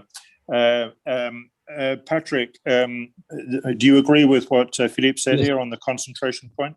I do support. There is obviously a weak point there, is that you have your job where you have your savings in many instances, and that's obviously a dangerous situation. That said, you're getting the company share at a discount. As Philippe mentioned, this is typically a 5-year investment. There are also reasons for you to cash on the investment earlier if you get married, if you have a third child or whatever. So there are several instances where you can accelerate the cashing of your shares. But that said, yes, it is there is an element of risk there. It should certainly not be your retirement savings, but it does make sense to have part of your savings into the share of the company you're working with.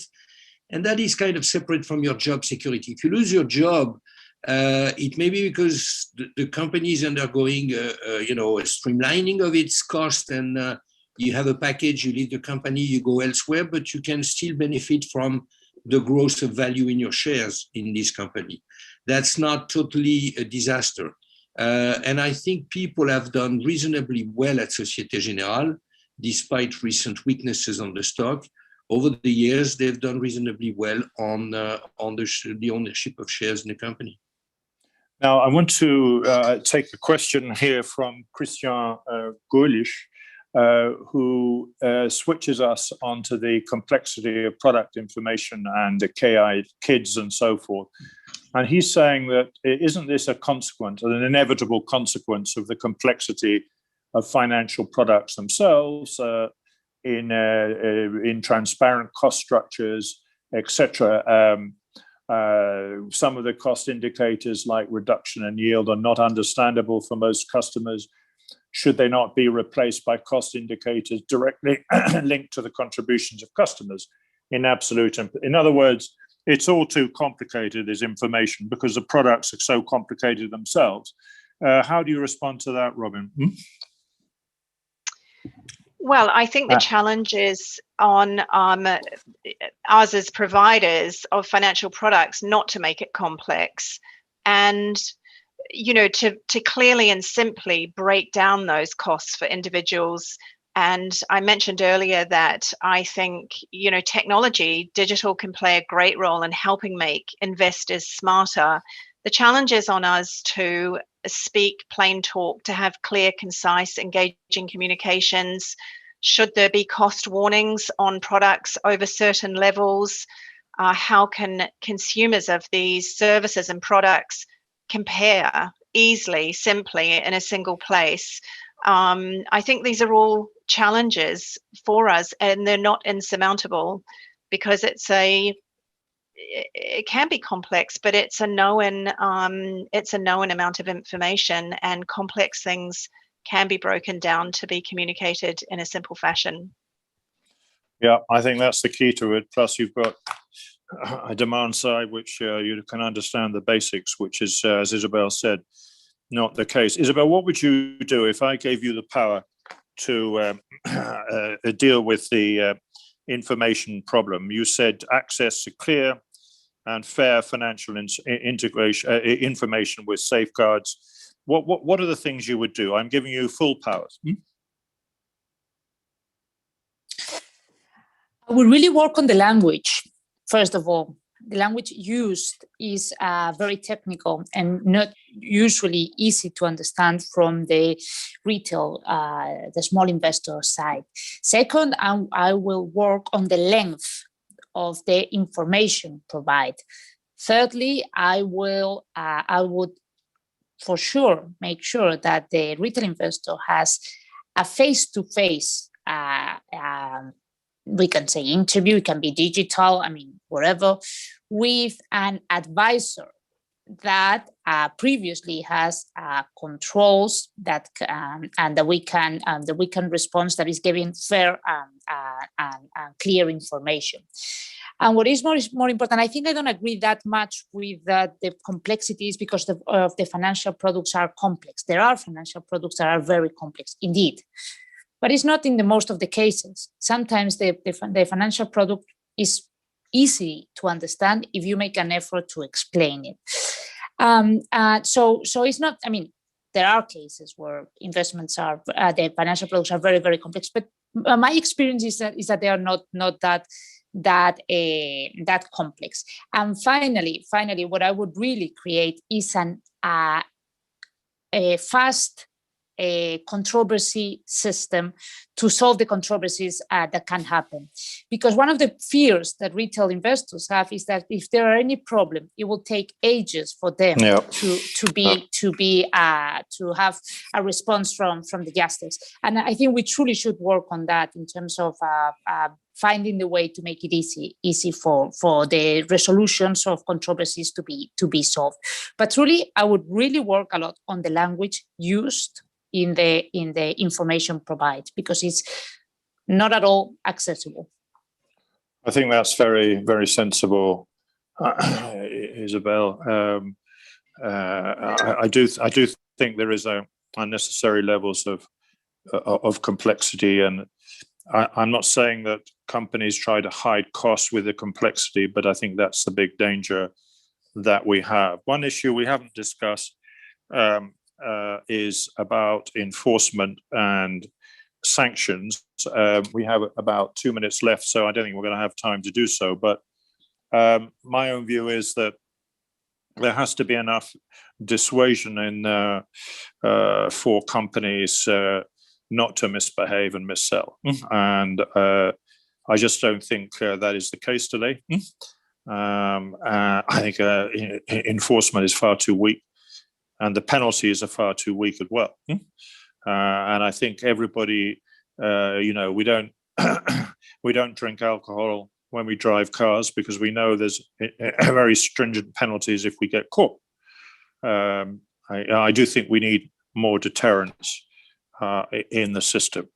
Well, let me conclude by thanking you all for some really interesting comments, and also to the Commissioner Marcel. And I think there's I use my island of Iona example, whereby we land on this island in the middle of the Irish Sea, and we only get fed and watered at night. But I reckon all of us could probably come very quickly to an agreement on the key issues here. I do think Marcel and the Commission have a major responsibility here to come out with a package. I think there were some very encouraging things that they indicated, including this work with the OECD on financial education. I think everybody supports that. I think everybody supports developing employee share ownership, improving information, making it simple, understandable, using technology, and so forth. So very rich panel. I thank you all, and I pass it back now to our host, and wish you all well. Thank you.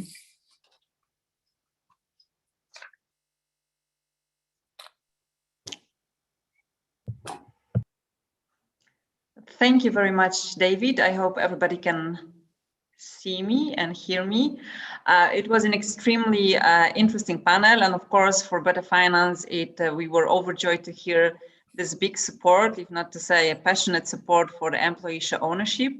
We have been advocating for ESSO to become one of the most important tools in both familiarizing the EU citizens with equity, but also really to improve and to strengthen the financial literacy. So thank you very much. A lot of food for thought. And I would like right now to introduce and to give the floor to the next keynote speaker, who is Ms. Irena Tinaili, the chair of the ECON, a committee of the European Parliament. And I'm right now again checking if she managed to connect. Yeah. Yes, hello, perfect. Perfect in time. Before I just give the floor to Ms. Tinaili, I just wanted to let everybody know that unfortunately, due to a very busy agenda, she will not be able to take questions from the audience, maybe next time. And I'm giving the floor right now to Ms. Tinaili. Thank you very much. Thank you. Thank you very much for this invitation. And I'm really sorry I have very short time. This is, as you can imagine, a very complicated and busy time for us. There's lots of things to work on, but I really appreciate being here now. And I would like to thank Better Finance for this invitation. And in particular, its managing director, Guillaume Prache. I would also like to thank Better Finance more generally for the very important work you do by giving credible representation to the problems, initiatives and proposals from the community of investors and financial users. Today's event is a good opportunity to take stock of almost 1 year of this, more than 1 year of dramatic change brought by the COVID-19 pandemics that has affected our everyday life dramatically, with awful consequences still present in the whole Union. The winter forecast of the European Commission were titled "A Challenging Winter," but the light at the end of the tunnel. Well, the light at the end of the tunnel is still there, but this protracted crisis had a dreadful impact in the Union, notably on the fabric of the European economy and society throughout the economic, financial losses, long-term unemployment, higher inequalities. The whole impact is not yet displayed on all indicators, and we will see it only in the next months and years, especially once the public support will start reducing. This crisis impacted also the financial sector, which showed a resilience so far, thanks to the important reforms that the Union implemented after the financial crisis of over 10 years ago. Both the banking and insurance sectors have been able to go through the crisis on a strong basis, even though it's still a bit early to see the full picture of its impact, as I said earlier on. On the insurance sector, EIOPA has warned on the risk of increase in lapses and surrenders as a result also of an increase in unemployment and reduction of profitability and shocks on asset prices. NPLs are expected to increase again in the coming months as the impact of the COVID-19 crisis on the real economy intensifies with the reduction of public support measures. ESRB, together with the ESAs, have been also alerting over the risk resulting from the decoupling between the performance of the financial markets and the real economy. Moreover, there are some trends accelerating during the crisis, which are very worth exploring further. Investors and users' participation in financial markets and sustainable finance, digitalization of financial markets, the need of more equity-based funding, which are also at the center of today's debate and better finance policy agenda. Eurostat's data showed that over the last 20 years, European households have been saving around 12% of their gross disposable income. And these data, coupled with the ECB studies, show that more than half of those savings are in low-yielding currency and deposits. Data over the last months have showed that faced with uncertainty, EU citizens have parked even more money in the deposits. This is fully legitimate, of course, and it is what I believe a human reaction to fear and uncertainty over the short, medium term. However, there are also some circumstances, some cases where retail investors engaged in very risky activities, hoping for short-term gains in an environment of low interest rates. So as policymakers, it becomes even more prominent to understand what we can do to mobilize this amount of money for the benefit of the people, and may be willing to, invest in well-diversified long-term investments with the potential to have higher sustainable return. For example, also through complementary retirement income. Moreover, this would also allow mobilizing investments needed for our green and digital transformation, along with the recovery of the continent. Let me say that even though there may be some problems over excessive bureaucracy that partially block the financial flows, we all know that the bulk of these problems are somewhere else. It is difficult to identify one reason only.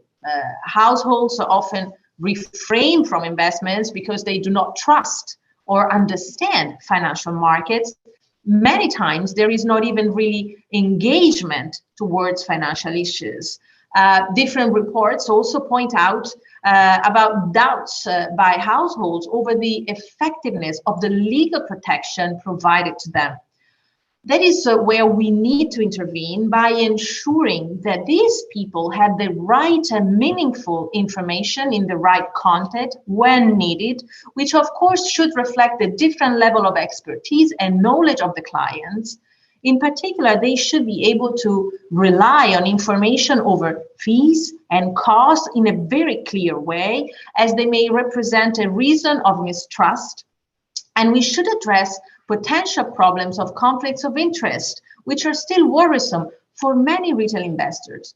It also, applies on the transparency over the contracts by means of appropriate information documents in line with the financial knowledge and expertise of the investors. As I was saying, there are two key concepts to keep in mind. Comparability of the information among similar products while respecting the level playing field, and interoperability, not only within the EU, but across global markets by making the best use of global standards in order to ensure that investors can compare information among different markets. The European Commission is working on this dimension in many areas in order to have a genuine and horizontal approach on these matters, carrying out an analysis of all the relevant disclosure rules. The Econ Committee is looking forward to work on this very important piece of legislation. And moreover, there is, upcoming the MiFID review, which will play a key role on this regard, for example, by revising the set of information and protecting standards that are needed for effective consumer protection of different types of investors.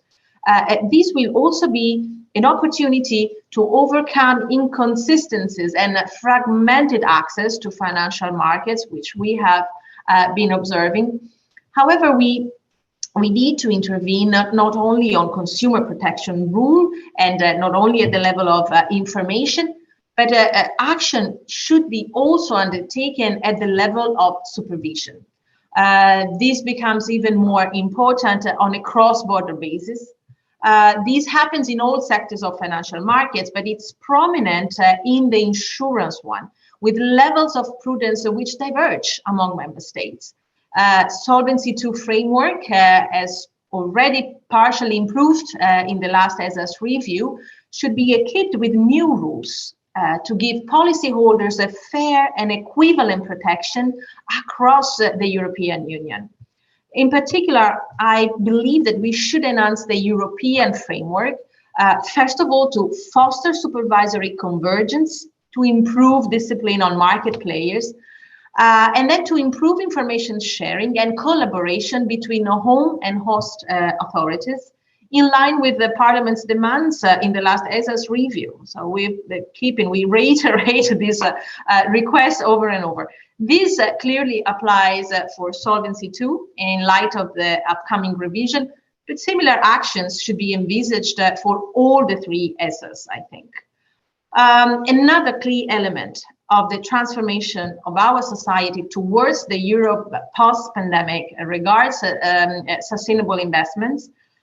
Investors see great opportunities on them, and they wish to invest in successful companies with the right setup of ESG factors.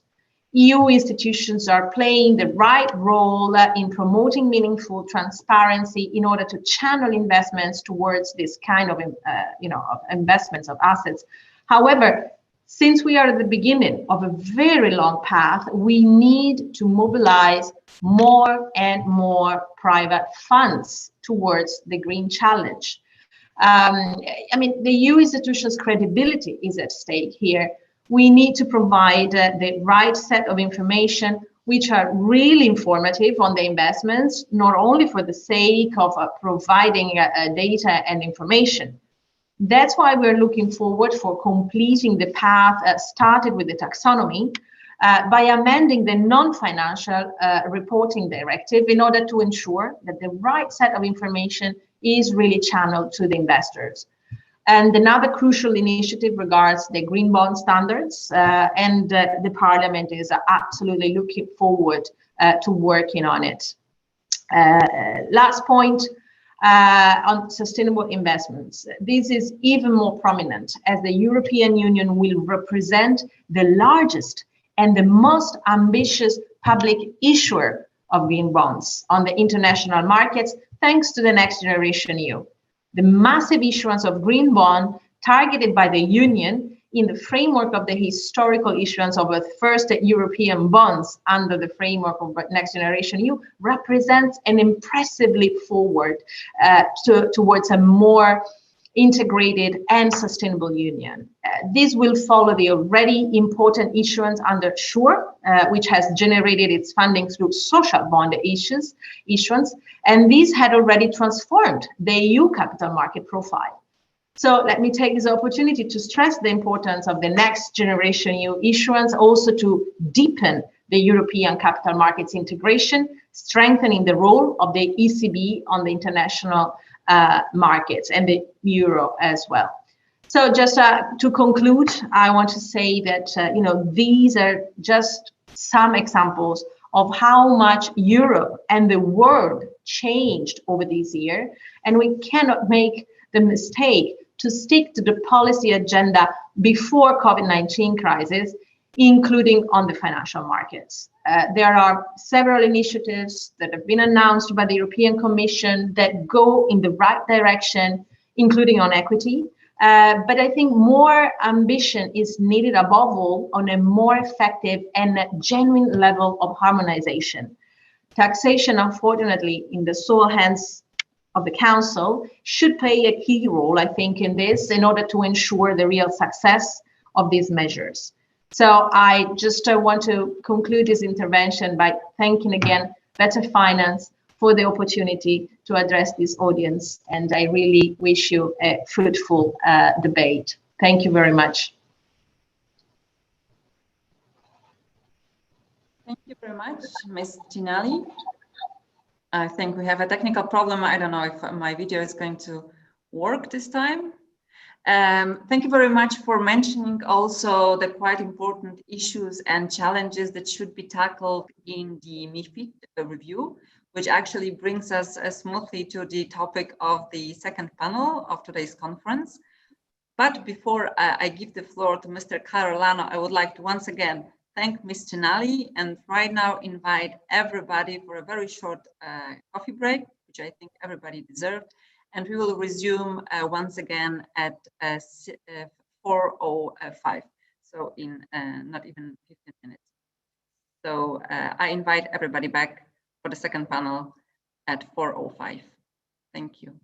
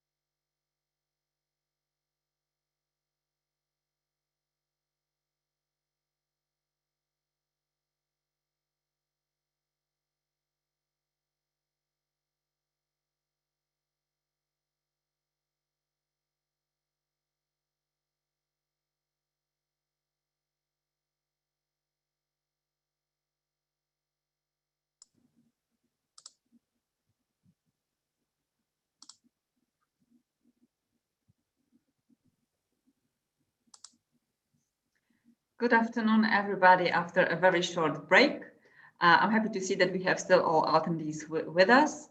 And without much further ado, I would like to give the floor to Carol Lano, the moderator of the second panel, where MiFID II will be discussed, a very important piece of legislation in which individual investors raise quite high expectations. So, Carol, the floor is yours. Yes, thank you, Alexandra, but you have to, I cannot put my video on, it's in your hands. So somebody has to put it on for me. My machine says it's in your hands. Yes, there it is. Hi, good afternoon. Pleasure to have this meeting with Better Finance. And first of all, congratulations to Better Finance to have this event on MiFID. MiFID is always seen as a rather technical issue, but I think many people do not realize how important it is in their, for example, in their day-to-day savings, and how much it impacts the cost, for example, of which we have if we invest directly in equity, not only in equity, also in bonds, but also, I mean, how much it may impact, for example, if you save indirectly through funds or through other instruments. Take, for example, a life insurance contract, which also invests in equity, and that this, I mean, competitive market as we have it in Europe is extremely important to make sure, let's say, that our costs come down. We have, I think, a very interesting panel this afternoon. We have a lot of speakers. We have 7 speakers, which will take part in this panel this afternoon. So we'll have to do it very rapidly. I'm very honored, let's say, that we have a very high level panel. We have 2 members of European Parliament, Marcus Ferber, very much involved in MiFID since a very long time. I think Marcus knows MiFID inside out. He's been dealing with this since a very long time, as far as long as I know. Let's say I've been following MiFID for a long time as well. Then we have Eero, but Eero will join us a bit later. Eero Heina Luoma. Eero is of the S&D group, and Marcus of the APP group. So they have different views, which will make this debate interesting. Then we have 2 exchange representatives. We have Nick Dutton from CBOE Europe, and we have Niels Brab from Deutsche Börse. Hi, Nick and Niels. Then we also have Hugo, a regulator from the European Commission. Pleasure to see you, Hugo. It's some time ago since we met. We also have Claire. Pleasure to have you, Claire. To have another dimension in their legal entity identifiers, which has been an important element in securities markets and in identifying the beneficiaries behind, or say identify who's behind securities instruments, but Claire can explain this in a moment. And then we have Andreas from the Erste Foundation. I think Andreas is above all well known as a banker from Erste Bank, now in the Erste Foundation, but certainly can bring an interesting view. We start with Marcus, and if I could ask Marcus the question a bit to focus, I mean, there has been this study, Marcus, which you have certainly seen from Better Finance, which raises quite some issues. I think others will also bring this up. If you see who are the biggest on the European market, the lack of transparency and the data to European investors, but also, I mean, the fragmentation, the extreme fragmentation in the European markets. Marcus, what is your priority if you go into the MiFID debate, meaning if the Commission will launch a MiFID review in the course of the year, but you've also been very active in this quick fix, which happened last year and which was concluded early this year. What are your priorities as seen from the European Parliament? Marcus. Yeah, thank you very much, Carol, for these nice questions. Even more that I was in this way. Also, I prefer personal meetings. Of course, as Irene said before the break, we will have big 3 issues this year to come up. One is MiFID II, the other 2 Solvency II, and implementation of Basel III final. So I think MiFID will, of course, be on the agenda for this year, and I think even next year during French presidency, hopefully to finalize. As you said, we have tried to find some improvements in the mini review. I don't know what is the right word. It was not a quick fix. Maybe Hugo can give us the right word, but it's passed. To be very honest, I was really disappointed that a lot of things which have been addressed by the Commission have not been taken up from the Parliament side. Although we had some studies, for example, from the German Finance Ministry, which is not led by a minister from my side, but from S&D side, who is even candidate for chancellorship. And I was disappointed that those things I brought up as amendments have not been supported. And I was even blamed for that. Sorry, that is not a good behavior, as I had this study from the German finance ministry as a background on the one hand. On the other hand, we have a technical challenge where we have to address on. If I go to my bank, I have limited access to financial instruments. If I download an app, I have access to almost everything. And that is the main question we have to address. I try to solve this or to bridge this gap, as it makes no sense that as a retail investor, I have restrictions, which I support, as we negotiated that during MiFID II. I have an overload of information. And if I leave the classical way and go to using an application, have access to almost all financial instruments, and no one is asking about appropriateness and all these things which have done. And that's the thing really we have to solve. But the experience from the quick fix or the mini review is that there's no appetite, neither in the council nor in the parliament. And we have a second issue which we have to address, as we have a variety of information tools according to UCITS, MiFID, IDD, PRIPS. I think I have mentioned all of them. That creates an environment where you have an overload of information. So I think the layman is not able to understand all these different ways of information. All of them are addressing similar issues, but in different ways, even contradictory to each other. And that is something we have to address. That is not watering down the consumer protection.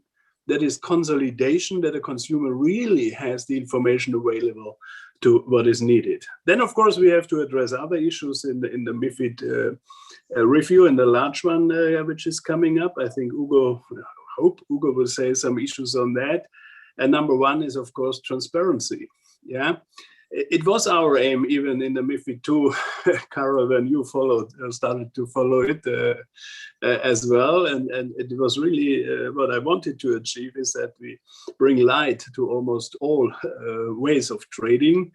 But we have to see that some things are not proper functioning. For example, the double volume cap, which is a switch on, switch off issue and not a limitation for dark trading. So we have to address this issue very clearly. I have some ideas on that, but maybe we'll come to that later. Of course, we have to look what happened in the market itself. It was never our intention that broker crossing networks develop to systemic internalizers, but that is what mainly happened.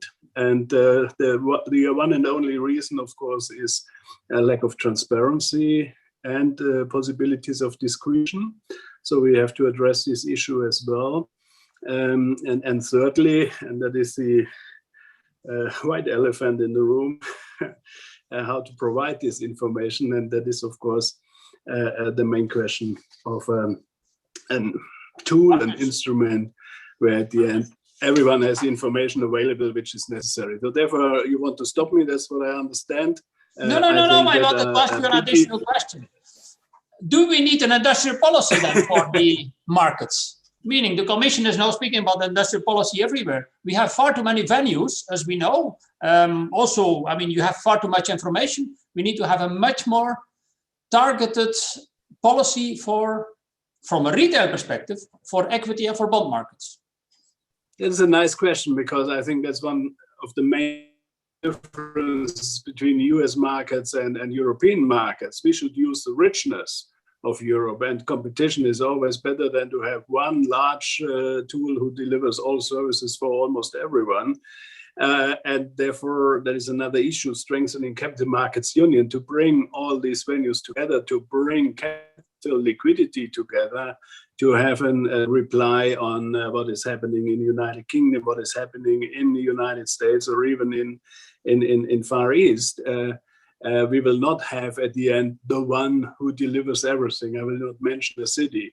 We learned now what's happening in some places on the retail market, on the equity market, on the derivatives markets. We see different developments on different trading places. At the end, I think most of them will concentrate on their core competence, and then together as Europeans we are able to deliver all services. Then I think we're on the right track. It's not the issue now to say we decide, I do not mention the city, but somewhere everything has to be located. That is not the European approach. Okay, thanks, Marcus. We move to Hugo. Hugo, many questions already basically addressed also from Marcus to you. What will be in the MiFID review? What are you doing at the moment? You're making an impact assessment of how MiFID II has worked so far. Of course, you've got the MiFID quick fix already, but also you've seen this study from Better Finance, which highlights some important issues also for the European Commission, like, for example, which are the biggest exchanges in Europe, or which are the biggest exchanges, depending on what kind of categorization you use within MiFID. Hugo, pleasure to see you, and thank you for joining us. Same pleasure from my side, Karel, and good afternoon, everyone. Thank you, Better Finance, for organizing this and for inviting me. It is very timely. The paper from Better Finance is extremely timely because, as you said, we are, as we speak, preparing an impact assessment for the MiFIR review.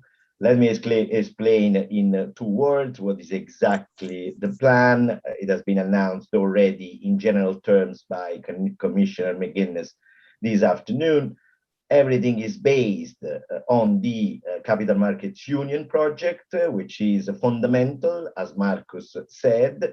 It aims at getting investments and savings flowing across the EU for the benefits of consumer, investors, and companies wherever they are located, and improving and making Europe an even safer place for investment, in particular, hopefully long-term investment on the one side, and also integrate national capital markets into a genuine single market. These are 2 explicit objectives as they appear from the Capital Markets Union Action Plan of last year. So we have delivered already, so we basically will deliver the MiFIR review in 3 pillars. One has been already achieved thanks to Marcus and thanks to the European Parliament and the speed, work and reaction by both the legislator, and this was the Capital Markets Recovery Package. And I'm not going to spend too much time on this because it already exists. What is coming is another pillar by the end of this year, which will be an adjustment, a review of MiFIR, which will focus on transparency and market structure. And what we have in mind is a 3rd pillar with possible legislative proposals on MiFID, which will come next year and which will be conceived in the framework of the retail agenda, which has been already as well announced by Commissioner McGuinness earlier on. So you have MiFIR this year and MiFID next year. Exactly. So transparency and market structure now, and investor protection next year.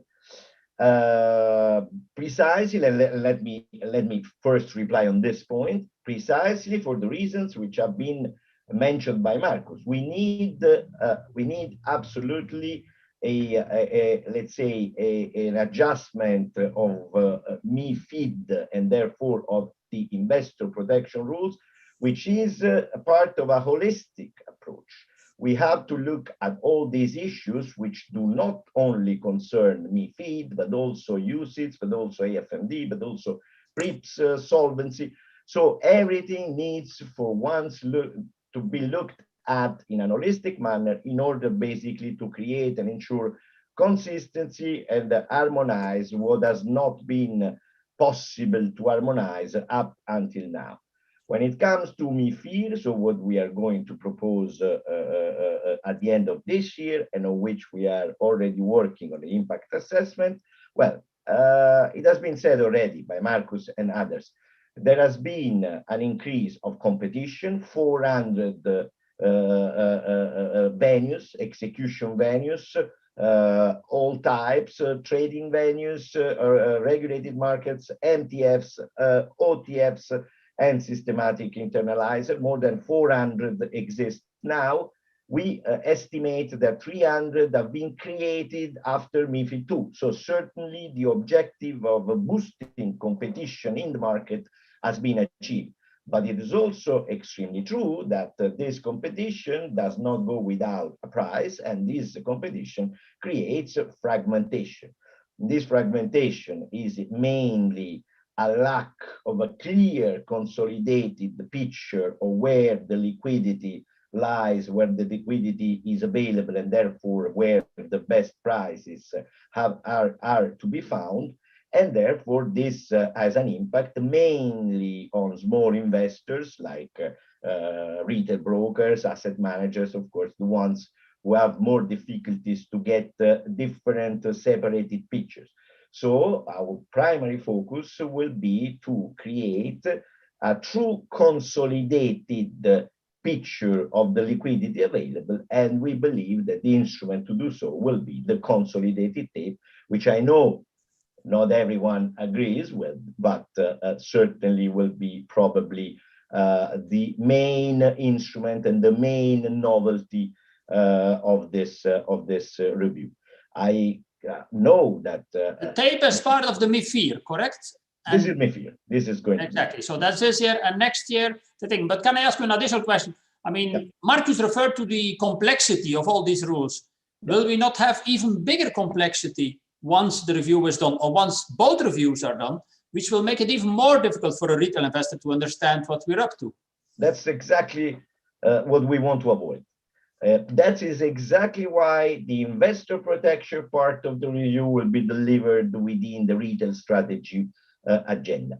Because as I said, we want to have a very objective assessment of the complexity of the rules, and we would like to deal with the investor protection rules of MiFID in the framework of this approach, which will bring us probably to adjust also other pieces of legislation. So we are looking at this in a very open, comprehensive, and holistic manner in order precisely to achieve what you said, less complexity and more and an easier access of retail investors to equity and to capital markets. This is really at the heart of my commissioner's agenda, and this is the main objectives that we will pursue with the retail agenda strategy, of which MiFID adjustments will be only part. To answer directly to your question, I will probably stop here now. We can come back to some issues. There will be more questions, but for the moment, I stop here and give it back the floor, Karen. But I hope that the Commission will succeed in its ambition to simplify, because in the past, of course, there have been many waves of trying to simplify legislation, but it's not always easy. And of course, sometimes the vested interest on a certain issue is always growing, than to render something more simple, maybe more difficult. I think Nick had some comments to make, Nick from CBOE Europe, which probably he can explain what it is very briefly, but had some comments to make on the study by Better Finance, but can also say something as a representative of a European regulated market or European MTF, how you look at the European landscape from probably an American perspective, and what you would expect to happen in this review, or what Europe overall, probably, if it's industrial policy, should address. Nick. Thank you very much. Yeah, so a couple of words just to introduce us, because the name might not be familiar to everyone. We were, historically, we were the BATS and Chi-X MTFs launched around the time of MiFID I. So really a creation of European regulation, evolved over time, combined, and more recently joined the CBOE Global Exchange Group. But in terms of who we are, we're a pan-European exchange. We were exclusively located in London, but when it became clear that the UK was leaving the EU, it was clear to us that we weren't going to leave the EU. So we have established ourselves in the Netherlands. We're now a regulated market operator in the Netherlands, regulated by the AFM. And at the end of last year, at the end of the transition period, almost all of our volume in EEA instruments transferred from our UK exchange to our EU exchange. So still very much EU based. And I suppose the other thing I should flag is, because we're sometimes characterized as a dark venue, Our lit book is very much our biggest trading offering. 60 or 70% of our volume is conducted on our central limit order book. So lit in just the same way as the primary exchanges. Moving on to, actually, I'll start with the MiFID review and then move on to the Better Finance report. I think crucial will be to see the wood for the trees in terms of what's happened with transparency. We did have this report from ESMA last year, which painted a fairly grim picture in terms of the transfer to different types of venues. But actually, this was in some ways a misreading of the data. MiFID II has left to publication of a lot more technical business, technical trades. So in part, this is why Goldman Sachs ended up being classified as the second biggest venue. They do have an SI, they're a significant SI, but they're not the biggest SI. They're certainly not the second biggest venue in Europe. So the data are not correct, you say? The data is not interpreted correctly. At the moment, the flags are there in MiFID II. So we have a flag for non-price forming trades. And if you filter out that data, you do get a much better picture. I'll even admit that during 2019, CBOE Europe wasn't the biggest venue in Europe. I'm pleased to say that actually we have this year regained that, maybe by virtue of moving to back into the EU. But we are at the time in 2019, we weren't the largest venue in Europe. So it's important that we have a clear understanding of what the data is telling us. So when we clean it up and have a look at it, I don't think the picture that is sometimes painted of a crisis in lit trading is necessarily happening. That said, we do have to deal with the inevitable tensions you get. We want competition. We want to drive increased performance. We want to drive innovation. We want to drive better services, but we don't want to do that at the cost that markets become unusable by investors.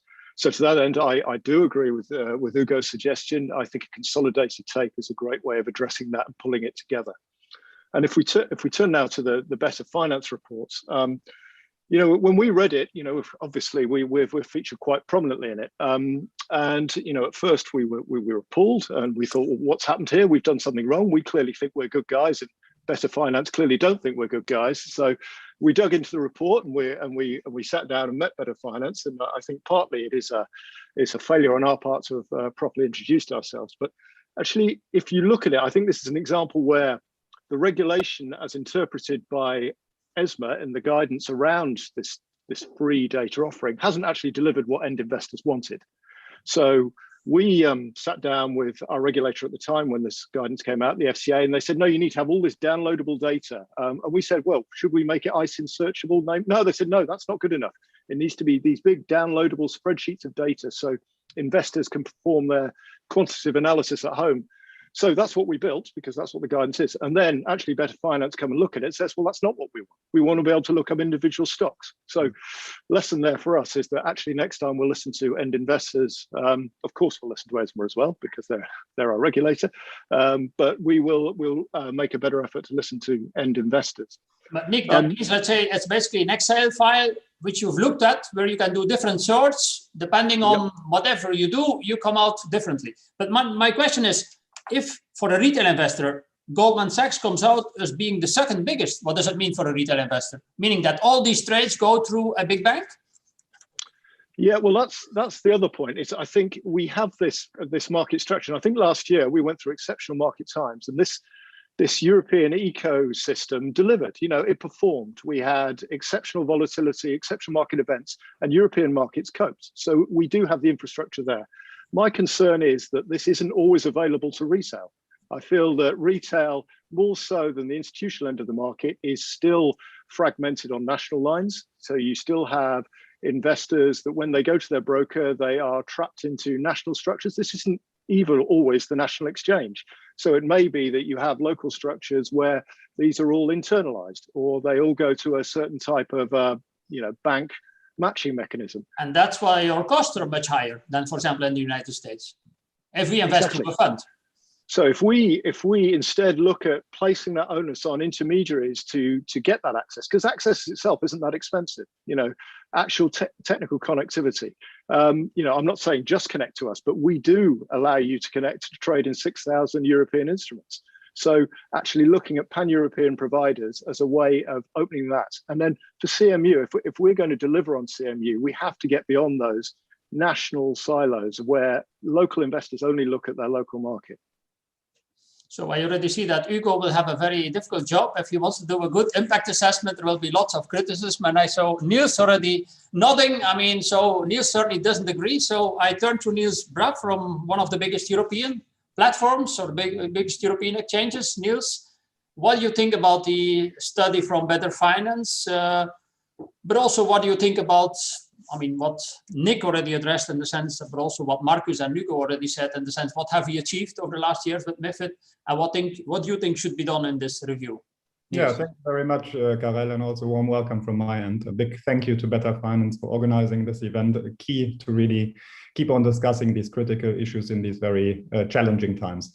I think to contextualize the debate a bit in the bigger and broader picture, which I find extremely important, because indeed, Karel, you're absolutely right. It's a very technical discussion. We are talking about a framework that stretches beyond 25,000 pages across all levels and layers. So let us kick a bit off with the actual reflection as to where we stand as the Europeans, right? And I think this is really key. We see unprecedented low growth rates, even before COVID, by the way, running around 1%.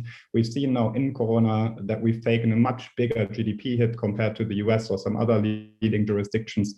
We have significantly more pressure on the public finances side. That's also, by the way, reflected in the monetary policy, where we see significantly more negative interest rates compared to some other jurisdictions. And on top of that, by the way, while the EU hasn't moved on its share of bank financing in terms of 80-20 roughly, we do see that the EU is now increasingly becoming a problem with a less competitive banking sector. So that is just to say, it puts really this broader perspective on capital markets into perspective. And the time has really come to act. The time has also come to act, by the way, because we're now in a phase where the Brexit has materialized, right? We're not talking anymore about an eventual event. And I think that's why I personally very much welcome the Commission's work around the reboosted CMU action plan, critical piece of work we need to advance there, and also to embed this, by the way, into a very, very brilliantly written communication published in January around the EU's new push for sovereignty and resilience in the economic and financial system. Now, why is this all important? I think reality continues to highlight our capital markets are significantly behind the curve. Take a few key proxies. Last year, we saw 1,400 global IPOs. 60% of those happen in the US and in China. 7% happen in the EU. Take the global amount of trading. 50% of the volume goes to the US, 30% goes to the Asian, only 15%, rather 12%, depending on the days, goes to the Europeans. And as a final metrics, take a bit of the market cap relativity, right? I mean, we across the EU see a rough share of 52% capitalization against GDP. In the United States, it's almost 150%. Now, we've set the scene as to why capital markets are so key. And that also brings us logically then to the MiFID framework, because it is, in my worldview, the sort of open heart surgery, right? We talk about the most fundamental and critical piece of EU securities markets regulation. And that is also why I think with the broader new aspiration that we have in the EU, this time around, we really need to make sure that the MiFID II review functions. And let me start here really with the main observation that, of course, Marcus, Hugo have already highlighted, and that is that the transparency objective has not been achieved. We see a total of, in fact, more than 670 trading venues across all asset classes. So some may call this competition. I call this super highly fragmented. And especially in the equity trading landscape, this continues to pose a more systemic problem. We see more than 300 venues there. Marcus and Hugo already alluded to this. Out of those, more than 240 systematic internalizers in total. Not all of those are, of course, in the equity sphere, but it's a very, very significant number. And I think if we look then really at the actual market data in terms of analysis of lit versus not lit, then we see that we in Europe are running at around 40% lit trading. 21 is still in the SIs, 26% roughly with the OTC segment. But the more important metrics to compare this with is what the other jurisdictions do. So in the United States, give you a comparative example, we see about 100 venues, much bigger market though, 60 roughly in the equity sphere. But much more importantly for me is that the share of lit trading is 65%. In the Asian jurisdictions, it's even way above. Take Japan as a metric, 80%. In addition, and Markus made this very brilliantly, this point, it's important to observe that some of the well-intended safeguards simply didn't function. Double volume cap, completely meaningless mechanism. Can be basically repealed, wouldn't even have a... Can you explain what this double volume caps is? Because I think many people do not understand what this is. A double volume cap is effectively supposed a mechanism that caps dark trading across either the EU individual venue or total market overall share, 4 and 8%, very well-known thresholds. But the reality has proven that this mechanism has practically not delivered. I think the market structure report by ESMA, and that is really for me a core piece of work, and I would fundamentally disagree with what my colleagues from Chicago said. I personally think that the ESMA market structure report is a very good and very important piece of work. And it also has, of course, very important findings, which from my personal perspective are understandably attacked by some of the people that do not like these findings. But I think the core perspective that I take there is really that we need to significantly facilitate, streamline the market structure as such. And also, by the way, one additional point where I would definitely disagree with the points made by CBOE is COVID observation. We saw a flight to quality last year. What does that mean? In our world, we described that investors came to exchanges and to CCPs, to the lit venues. Very, very significant shot up in the total volumes. And that is also to say that, yes, all the alternative execution venues run very well when the weather is good. But as soon as there's stress in the markets, they basically don't function at all. And everybody needs to rely on us. Now, Niels, could I ask you, what would you concretely propose to the Commission? So you want to have a very interventionist MiFID review, but what concretely would you do if you're Hugo or if you're Marcus or if you're Eero in a moment? Let's say if you're a legislator, what would you propose? Yeah, let me maybe add on this, Karel, one interrelated core reflection, which concerns market data, because I wouldn't want to comment on the market structure related changes without making the points on market data, which I find extremely critical, because we should really approach this debate starting off by realizing that market data is the starting point to integral and transparent financial markets. Any investor needs it, and if you do not have the proper data, you will not make the right decision. That's very clear. It stretches well beyond the private sector, because public sector uses reference prices also to calculate capital requirements of financial institutions and so forth. But the core observation is really in the findings of the Better Finance report. Exchanges, especially for the EU regulatory debate, have been bashed for the costs of market data for many years now. But I think the core observation from my personal perspective is that all exchanges do not only deliver the highest quality of data, but we gift it away with a 15 minutes delay. Everybody can have this data for free, high quality. Strangely enough, no one else does this, right? No other venue. Yeah, but Better Finance says that there is a difference in quality in these data, and a big difference, and that there is a different access to this data, depending on how well qualified you are. Absolutely. And that, I think, is also the core observation. Exchanges, regulated markets, do publish their data 15 minutes afterwards with free of charge, right? And you also find this, by the way, in a very good way, as exemplified by the Better Finance research. I think what we see in other fields is that there's a lot of trouble to access this for free. In any case, there's trouble around the actual structure, the formats of the publication. They can be purposefully misleading. There's a low quality in the data as such, and so forth. So I think when reflecting now on the consolidated tape concept, and that's, I think, really key, we should start by realizing that there is a consolidated tape in MiFID II already. Now, why has no private sector solution emerged? We've worked hard on this many years. It is because the market data quality from the other segments is simply insufficient. So we should not start by doing a tape now on exchanges, but we should start by doing a tape concept that covers everybody 100%, ensures that everybody delivers the same quality into this. And basically, when everybody is actually delivering the data quality, what you will see is that naturally the private sector will also come up with a proper solution and proposal for the tape, rather than solving this differently. And I think if you take it all together, for me, the market failure is not around a non-existent consolidated tape across all venues. We are all conscious that for exchanges, this is a long time in the market and can be bought.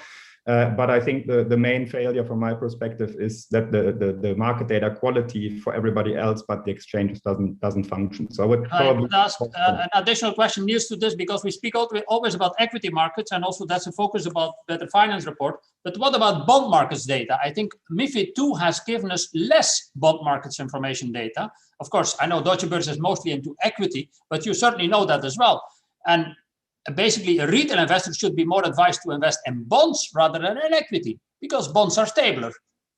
And why is it that we have less data on bonds rather than on equity? I think you're absolutely right. And I think that's generally a bit of a misery across the MiFID realization, is that the transparency across asset classes has been reduced, right? But I think the point you make on bonds is also really critical for the EU when it comes then to the derivatives markets, because in fact, the EU's bond and fixed income markets are so intransparent that in our jurisdictions, it is the derivatives side, the futures that run on our fixed income products and instruments that are decisive for the pricing. And then we quickly get into conversations such as, why do we as Europeans have a thing called open access regime for ETDs, which no one else has? There's no financial stability impact assessment, and it means nothing less but giving the pricing and control on our fixed income instruments into third countries, right? So I think that's why ultimately it's really key, as you rightly said, Karel, increase the transparency across the board, be it bonds, be it equities, or be it derivatives. Okay, thanks, Niels, very clear. We're moving to Eero. Thanks, Eero, for joining us. You arrived a bit later, but you arrived also a bit later into this debate, because Eero was before a Minister of Finance and looked at this from a kind of domestic Finnish perspective, was involved in the ECOFIN discussions, etc. But there's a member of European Parliament, also has been shadow rapporteur for the MiFID quick fix within his group.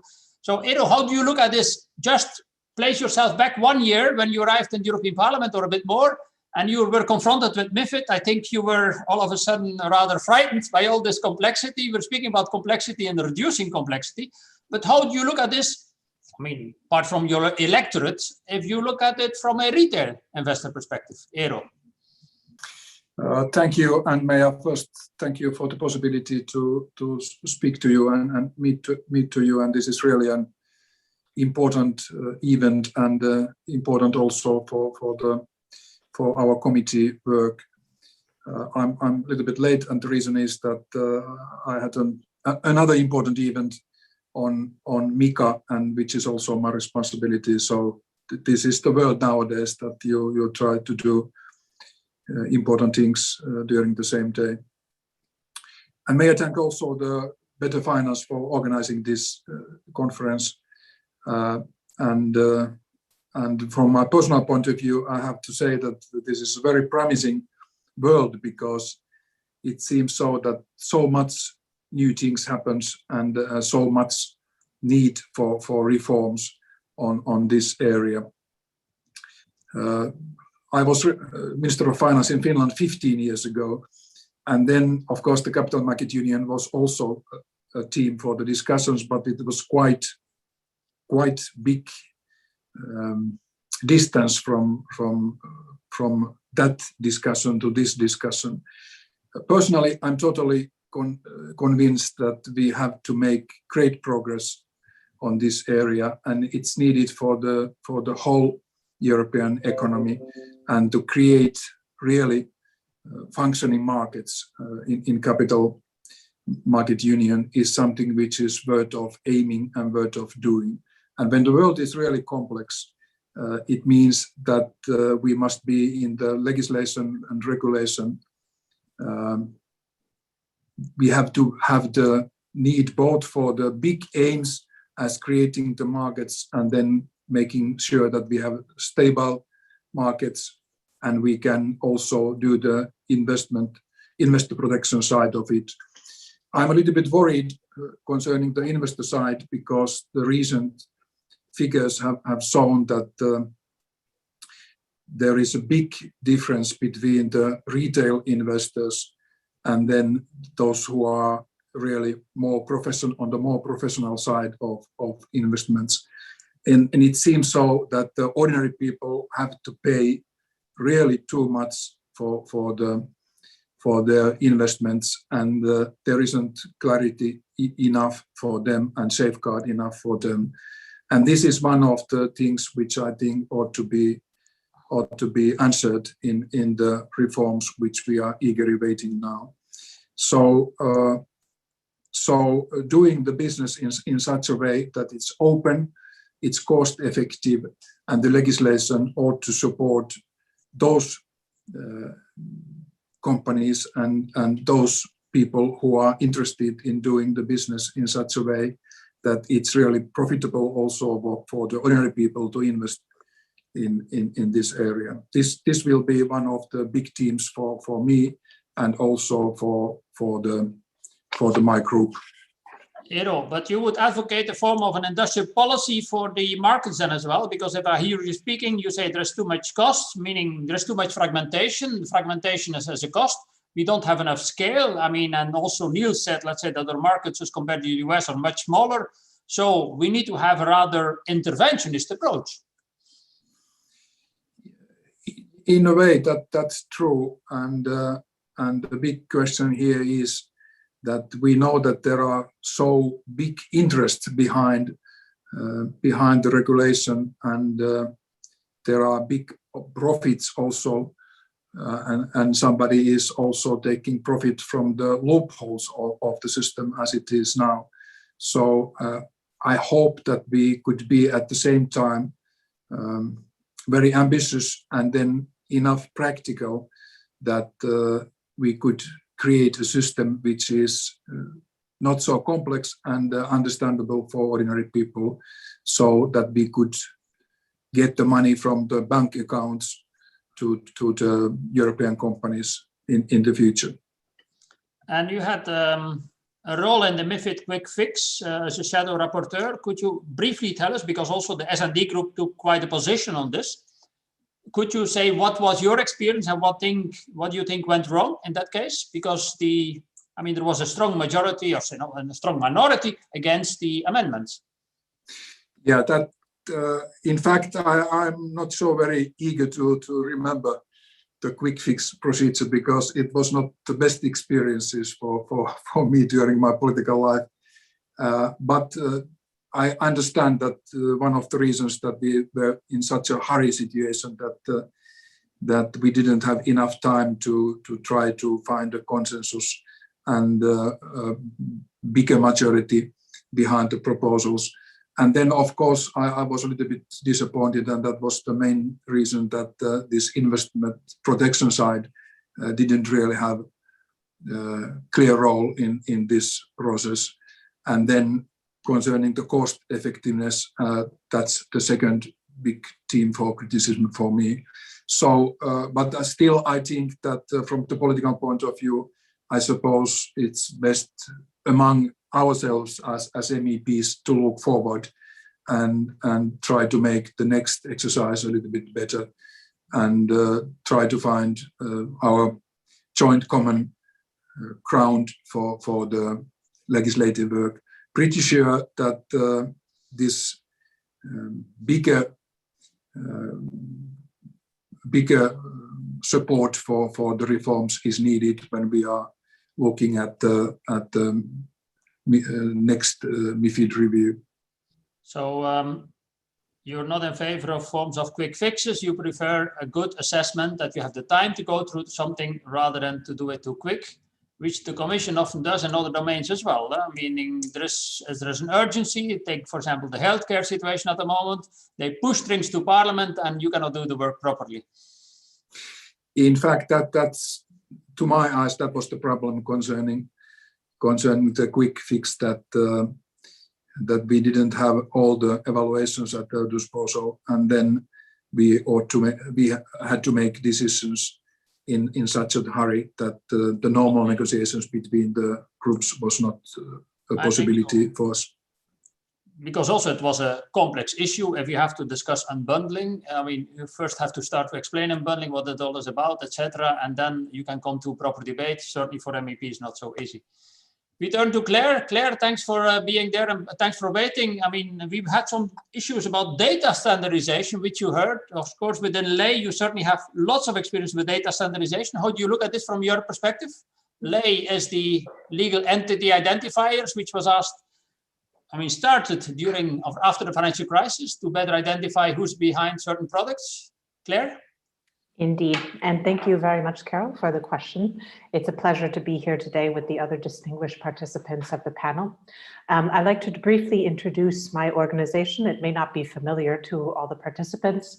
I work with the Global Legal Entity Identifier Foundation, and we are responsible for managing the operations of the global LEI, for Legal Entity Identifier System. The LEI is a global ISO standard used to identify participants to financial transactions. And we, the foundation, we are supervised by a regulatory oversight committee. This includes representation from the Commission, that being DG FISBA, as well as 25 member state or European authorities. So you may ask, well, what is a standards organization doing on this panel? And is exactly as Carol described.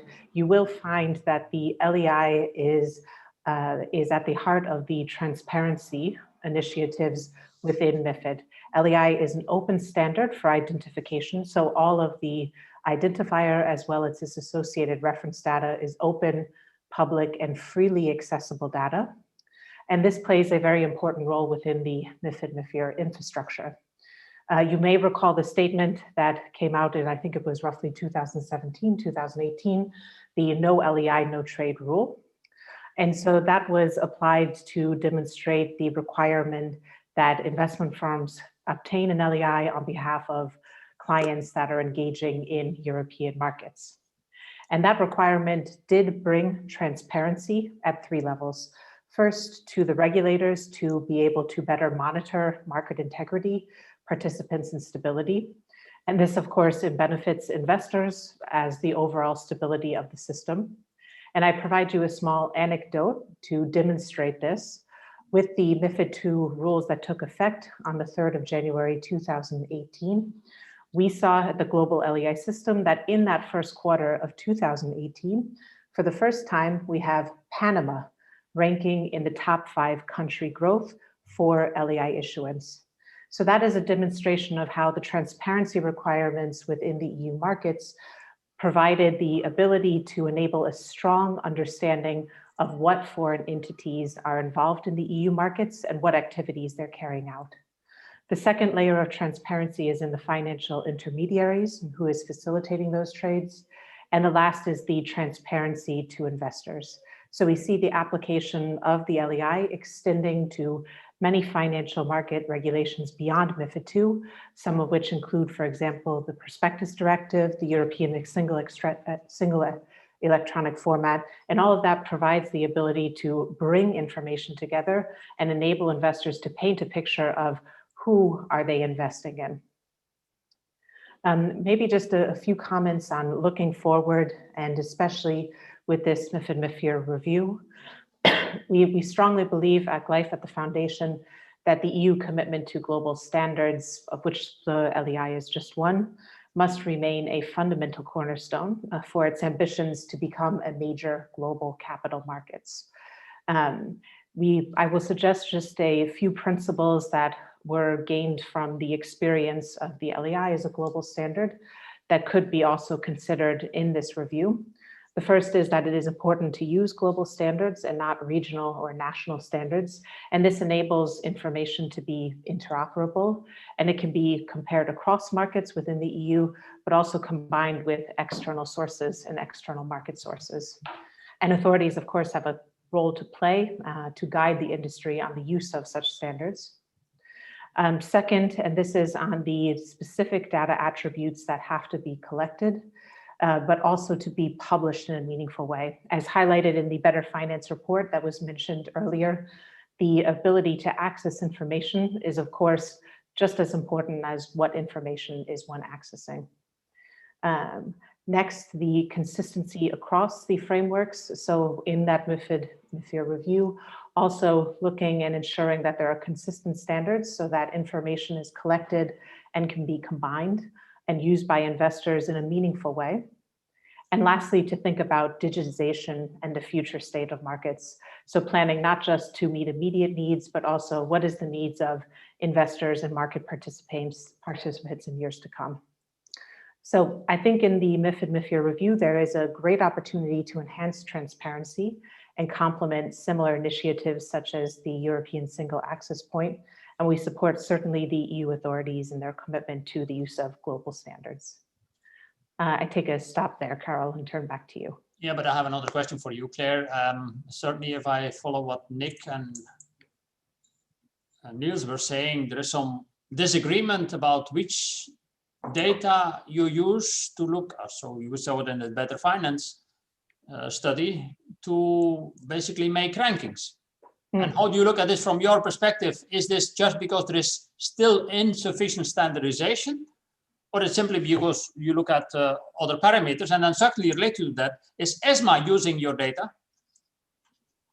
Yeah, so to respond to the first question, insufficient specification, indeed, even I think you see in some of the ESMA publications, there could be greater consistency, especially, for example, across pre and post trade data publications. You could, for example, have the LEI representing the issuer. That would enable an easier way to link information. And certainly if there is consistency, that makes it possible for, let us say, third-party providers to gather information streams and make it easily accessible to the retail investor. Marcus, as well as Niels, both noted that, well, there is an overload of information. So can a retail investor really be coping with the large volumes of information? No, there is a need to have some, you could say, aggregation sources, third-party data, third-party reference sources that are gathering this information and making it easily accessible and understandable to retail investors. And of course, having a strong standardization is the starting point to enable that activity. And we have some good interventions or outreach that comes from such firms that really show how the published data that exists today, it can be used and it can be combined to help to start to paint that picture. But certainly, especially in the pre and post trade publications, there could be some more consistency to help that.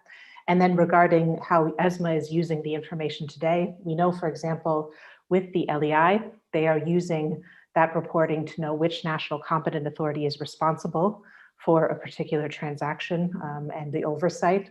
We also know that they use it, as you will see, it's consistently implemented across several financial markets regulations to then be able to better aggregate information and have a better risk profile of activity. And if I can add as an additional question, LEI is far from sufficiently used until today. Is this an additional reason, or why is it still so far behind the objective set, say, in 2010? Indeed, today we have roughly 1.8 million LEIs that are issued around the world. You will say that it is practically full coverage across the financial markets in the EU. You then have some partial coverage within the United States, followed by Asia as the most recent growth region. I would say that the reason that growth, it is a bit slower than one would have hoped, and especially the initiators of the system, that being the Financial Stability Board and our regulators that participate in our Regulatory Oversight Committee, is first, it does take time for systems and change. And what the initial focus was on derivative markets, because there you saw, following the financial crisis, a lot of change in regulatory reporting requirements, which enabled also for the introduction of this standard. And what we as the foundation are doing now is focusing on the private sector use cases. So moving away from the regulatory focus that we have had over the last few years and complementing the work of the regulators to also build and to engage in private sector use cases, both within the financial sphere, but also very importantly within digital identity management, which is quite a hot topic and emerging field with the COVID times and the limitations on in-person representation. Thanks, Claire. Very clear. We move to Andreas as the last panel member, and Andreas is a long-term banker. I think served more than 40 years in the banking sector as a CEO at the end of Erste, and now chairman of Erste Foundation. How do you look at this, Andreas? Meaning you have looked at this from many different angles, many questions related to things which you very well know, like too much fragmentation, too much cost for investors, no single way of looking at the same things. How do you look at this, Andreas? Well, and thanks for joining us. Well, thanks very much for inviting me, and thanks to Guillaume for inviting me to that. We spent a couple of months together in the high-level committee on the Capital Markets Union. Let me maybe bring in a little bit of a different perspective, since I had the pleasure of being a CEO of a bank, a retail bank with now about 16 million retail clients, 10 years prior to the financial crisis, and then 10 years after the financial crisis, or even longer. If you look at the aspect of the banking union,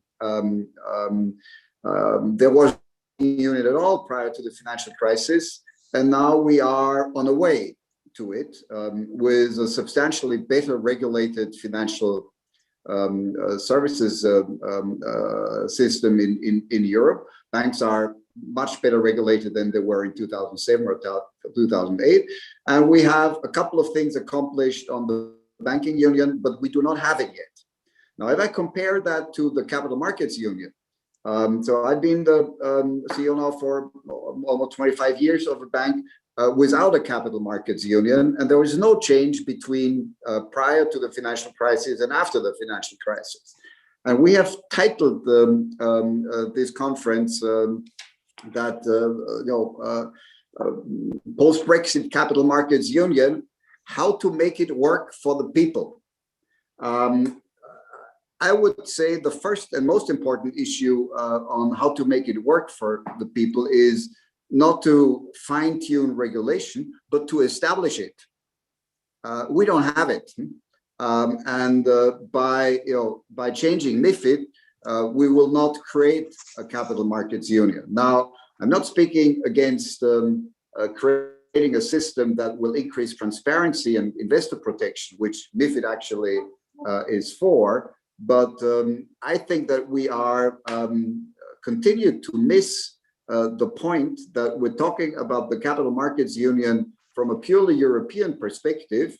But if we are not able to get dramatic support from some of the national governments and not of the ministers of finance, we need a couple of prime ministers in Europe to jump on that train together with the European Union and to make a very, very strong point that the people of Europe will be disadvantaged in the long term if politicians do not go about to establish a capital market union. And that is, I think, one of the most important issues overall. How do you get politicians to turn to a subject like that, which is not going to gain them votes because it's terribly complicated and terribly long term? The only way is to get young people to walk out on the street. Maybe we'll be able, probably not be able to create a Friday for Future movement for capital markets, but maybe we will be able to create a Monday for Future moment for that. So we need the investors, we need the young people of Europe to take care about their future. And without a functioning capital market, it looks relatively bleak for them in terms of jobs, in terms of pension, and in terms of their ability to save money. Now, if we talk about MiFID, let's keep in mind that we're talking about a luxury item for a relatively small part of retail investors. What do we actually want? We want most Europeans, irrespective of their income levels, to be invested in the capital markets at a very early age. The sooner, the better. We actually want babies in Europe to be invested in the capital markets. For them, MiFID is relatively irrelevant because this is a one-time investment in an equity fund, in whatever, and then stay in there for the next 30 years. Don't trade, don't touch it, but just diversify your investments away from bank deposits into capital markets. This is, to me, the most important issue. Now, if we talk about MiFID, we're talking about those people who have a lot more money, who actually can invest and can maybe trade and change, and who sometimes believe they know everything. But as we all know, financial literacy in Europe is relatively underdeveloped. And for them, MiFID II is hugely important. Now, as we usually do in Europe, We do an excellent job on regulation, but we overshoot. And in my view, in MiFID II, we have overshot on some accounts. My hope that now the review, which will be based on a retail investment strategy issued by the European Commission, I am really looking forward to that retail investment strategy being issued by the European Commission. My hope that I will be happy with it is relatively subdued, but let's wait and see. So in my view, we had in the session before long discussions about inducement, yes or no. Is that really so important? Is that important for 300 million out of the 400 million Europeans? I don't think so. And they have a choice. But we spend hours and hours and days on that. Apparently it's working extremely well in the UK and in the Netherlands. If I talk to my bankers here in Austria, they tell me, please don't be for inducement. This is terrible. So I don't know. I really don't think this is the issue. I think the best thing about the MiFID for the moment is the new categorization of the qualified investors, because that gives a lot of room to those people who have a bit of experience in investing, and they don't have to be bothered by this flood of information and lengthy advice procedures that have been caused by MiFID II. So I think in reality, if we talk about regulation, let's make regulation in a way that it serves the different categories of investors that we have much better. And I'm not taking that back. I still think we're spending a huge amount of time on creating an incredibly well-structured investment, sort of a transparent investor protection system for a relatively small fraction of people in Europe. But I think the one is related to the other. I mean, you cannot invest in funds, Andreas, if you don't have well-functioning markets and if you have well-functioning systems to make the costs lower, because we know from the ESMA studies, ESMA, I think 2 weeks ago, published another study that the cost for investing in funds is far too high. And that's why these kind of babies are not investing in these funds, because if you have to pay 2% to invest already in such a fund, you don't do it.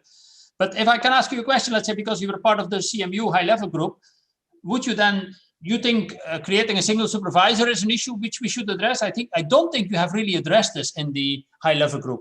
I mean, this fragmentation of supervisory authorities is certainly an issue which keeps our market fragmented as well. Of course, I'm all for it. I'm all for it. I mean, this is there you can really put a parallel to the banking system.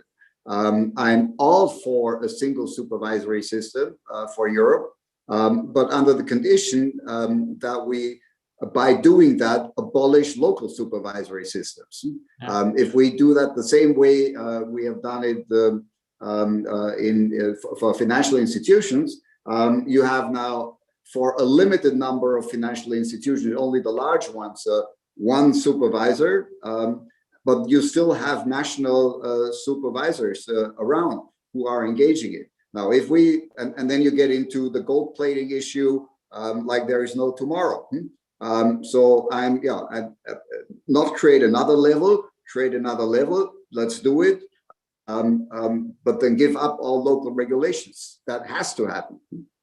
Otherwise, we will not have a capital markets union. We have sort of a holding, and then below the holding, we will have 27 different little capital markets. Thanks, Andreas, for your clear view on that. We have about 20 minutes left, let's say, for Q&A. There are some questions and answers. I think some questions addressed to Hugo, probably, but also to the other members of parliament, that the others could also react to that. The representative from exchanges, or Claire.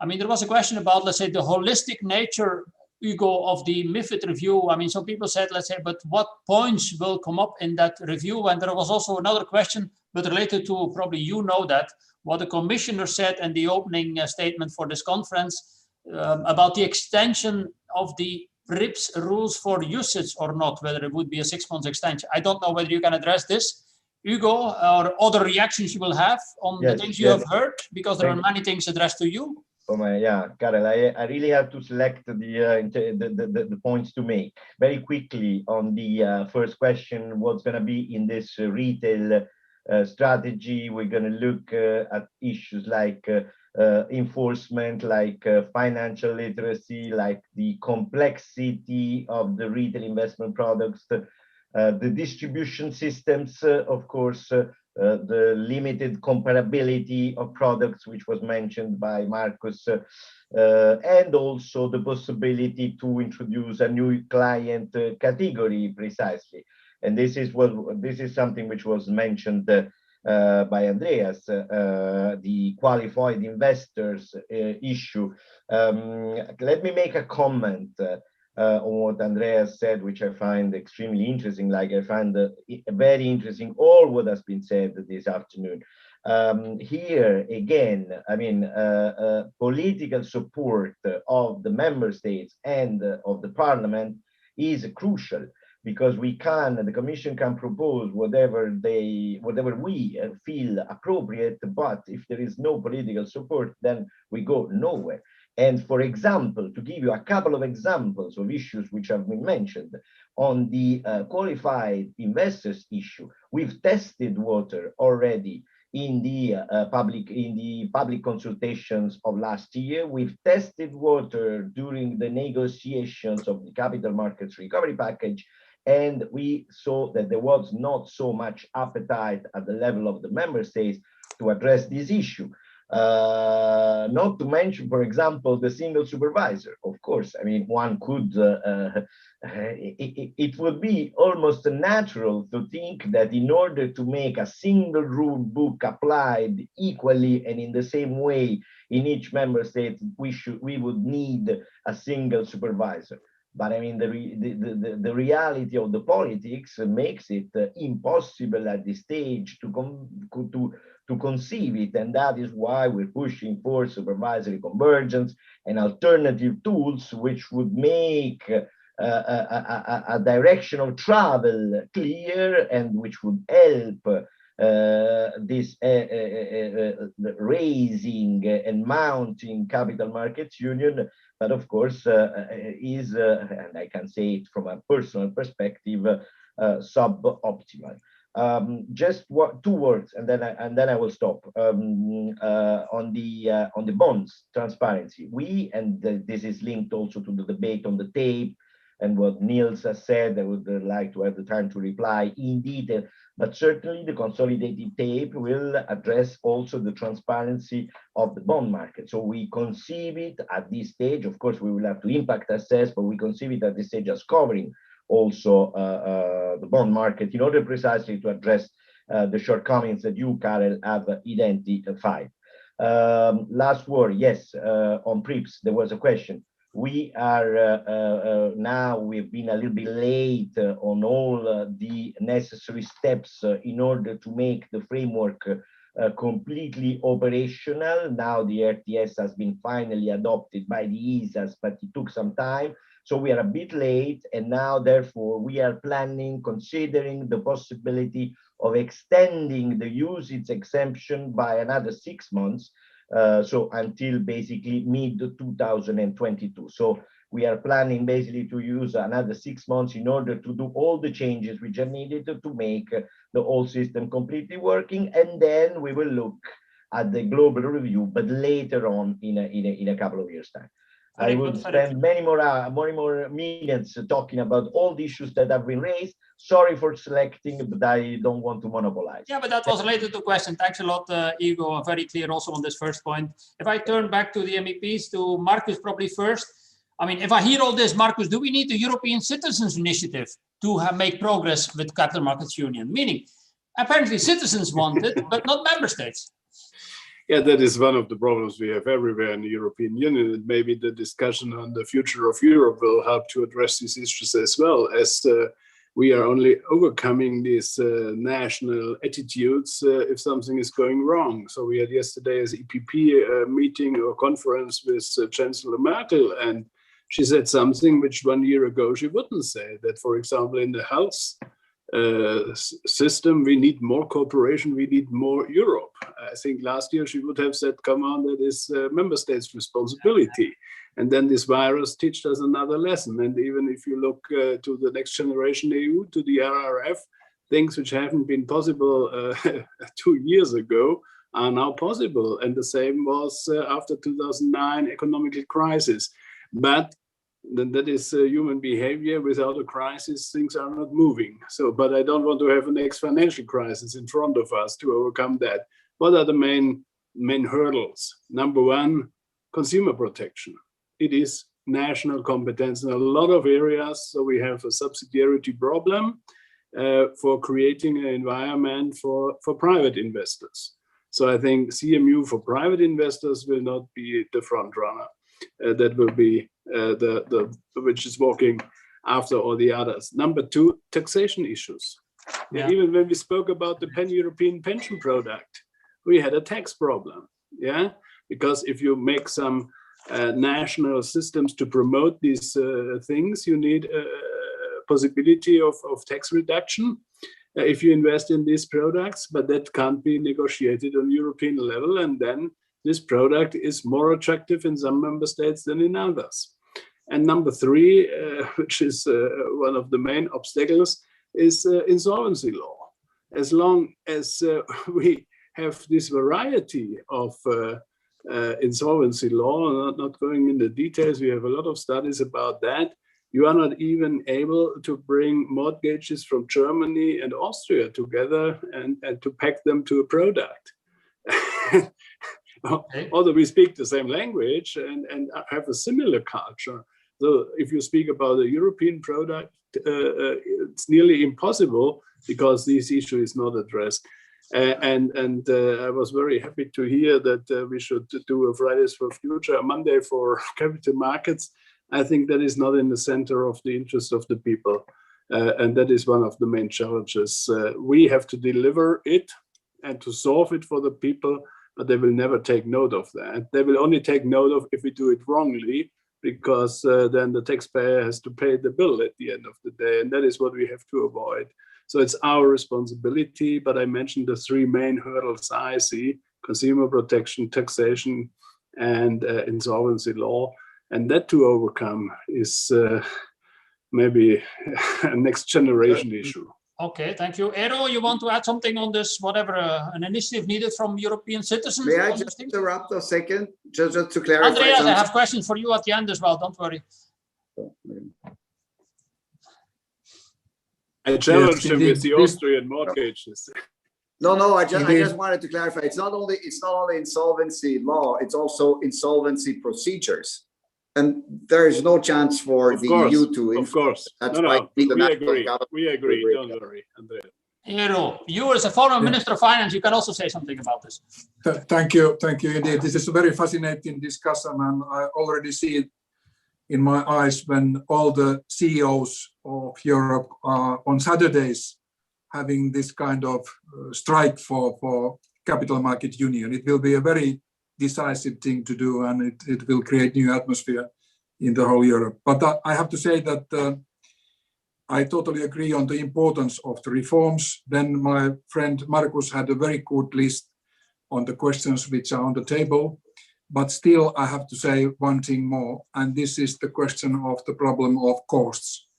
And as long as the costs are so high that an average ordinary people has to pay 40% more than the professionals are doing for his or her investments, this is not a very compelling or very interesting proposal for the people. So the decision makers in the European Union and both at the national level must be interested to create such kind of markets that they are useful and there is appetite for ordinary people to invest their money in a safe way. And I have the feeling that after all these crises and after all this discussion on the capital market union and banking union, there is more appetite for big reforms in capital market union. So after 2 years in the European Parliament, I have to say that I'm more positive about the reform perspectives than I was before coming to here. Good to hear. Let's say that you've become more positive. I'm not so sure, let's say, whether I have become more positive on that, but anyway. I go to Nick. Anything to add from your perspective? Any comment on what you heard? How will we create a more integrated market as a kind of representative of US exchange? As a representative, as a pan-European exchange, I think I agree with the sentiment, more Europe here. I think if we focus on breaking down, the barriers, and it's at all levels. It's not just retail investors, but we have to remember that those retail investors are investing in pension products and insurance products, in UCITS. So the markets operating efficiently is important for investors at all of those. I think if we look at what we can achieve in the MiFID review in particular, rationalizing, cleaning up the data, I do think the consolidated tape is a step forward here. I know my colleague from Deutsche Börse questions, why we haven't had one to now. I think it does require regulatory intervention. It's not enough to create a framework for it. We have had the issue of input costs in the past. If you wanted to create a consolidated tape, you'd have to go and buy all the data. That wouldn't give you a very attractively priced products at the end of it. So having a tape that we all contribute to, some kind of arrangement where everybody gets reimbursed based on their contribution, and then making sure that the output of that tape is available to end investors. And I think that will go a long way to addressing the issues raised in the Better Finance report. But part of it is pay for this, Nick, for this consolidated tape? I think you've got real-time data there. You can sell it to professionals. There's a revenue stream that you'll get from that. You can distribute those revenues to the contributing venues, which creates an opportunity for smaller venues that wouldn't normally be able to sell their data outside the national market. You can also make that data available free to retail and all in one place. With the best will in the world, we can all try and make our websites work as well as possible. But that will require a fairly dirigist approach from the EU, which the EU has not been willing to do so far. No? In terms of setting up the tape, yes, they will have to create the conditions for it. They'll have to set the rules of engagement. They'll have to place requirements on us as venues, on us as data producers to contribute to it. But as I say, the output, if you have all that data in a single place, these issues that Better Finance have identified go away. They don't have to, as I said, with the best will in the world, we could all try our hardest to present this data in the same way, but you still would then got to go to 30 different websites. Even if we, go back to the golden age of only having one national exchange for each market, a sort of European super league of exchanges with no promotion and relegation, you still then got to go to 27 or so, different websites. Having it all in one place, it solves that, I think. But you have to bring it together. Niels, is this your approach to have this single data feed, to have a kind of a coordinated approach that you bring it all together, which will take a big role for ESMA, I imagine? Well, I think generally speaking, the US has even several consolidated tapes for those people that know about the details. And in fact, what we see there is that the consolidated tape is not being used, for example, as a trading basis, right? So this is more on the end of best execution control. I think also clearly the consolidated tape will not be a silver bullet boosting the capital markets union or fundamentally changing the performance of capital markets as such. I think from my perspective, it's much more profound, the reflection. I think we're entering or have entered a critical key phase. We see this at global level. We see this also against the background of Brexit. I think no one has mentioned, by the way, today, the fact that the City of London is on a hardcore track of deregulation and very negative competition towards the EU as I see it, because I think working on pretty much any regulatory framework plus running a profound consultation and pairing this with the public statements should not lead us to assume that we should, going forward, envisage a positive sort of cooperation or non-negative competition. I would very much hope that the EU approach of trying to endorse also the UK as a third country in terms of having a good cooperation. That's definitely important. But I think we must be conscious now that the EU finds itself in this endeavor. Now, with that in mind, I think from my perspective, putting the broader picture together is key. Strengthening the euro, strengthening our sovereignty and autonomy, definitely the way ahead. We share fully Andreas's reflections on the CMU end. And I think then going a bit more concretely into the MiFID review, I think from my perspective, we should ensure MiFID review that really functions for the European people. That's really the core focus for me. Should not function for foreign intermediaries. We should definitely make sure that we understand concepts in holistic manners, right? I mean, to the points that Nick from CBOE made.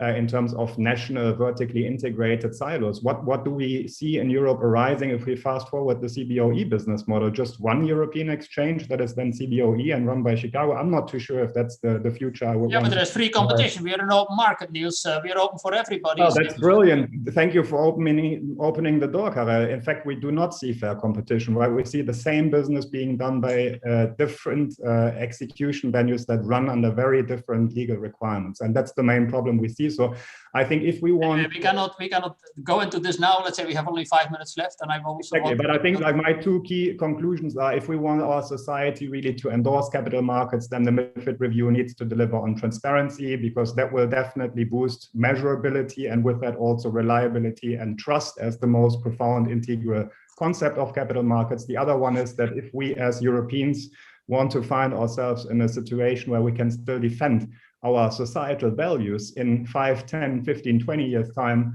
then I think let us ensure that there's a fair level playing field with fair competition, and that the same business also has the same rules. I think that also, by the way, matches the EU's sovereign aspirations. Thank you, Niels. Claire, any comments from your side as a kind of a provider, an outside provider to the debate, or you can give a comment as a retail or a consumer, a user as well? I would echo Ero's observations that indeed cost is a major factor. And I just twisted a little, but to bring it back to the topic of standardization, and we see throughout financial services history, use of standards and consistency does bring down costs for market participants. And one would hope that also as the consolidated tape discussion moves forward, that is a significant piece of the discussion. And exactly as Nick described, bringing information together, it makes it more usable and accessible, and that can be helped to facilitate investors' decisions. Yeah, thank you very much, Claire. Andreas, we move last to you. I mean, there were several comments, let's say, on good statements you made, but also somebody asked, how will you construct a portfolio for this baby, which will invest for 70 years? I mean, and who will manage it and who will supervise that this is well invested, and that you're not investing, for example, in GameStop, or that you're not investing in probably Tesla, I don't know.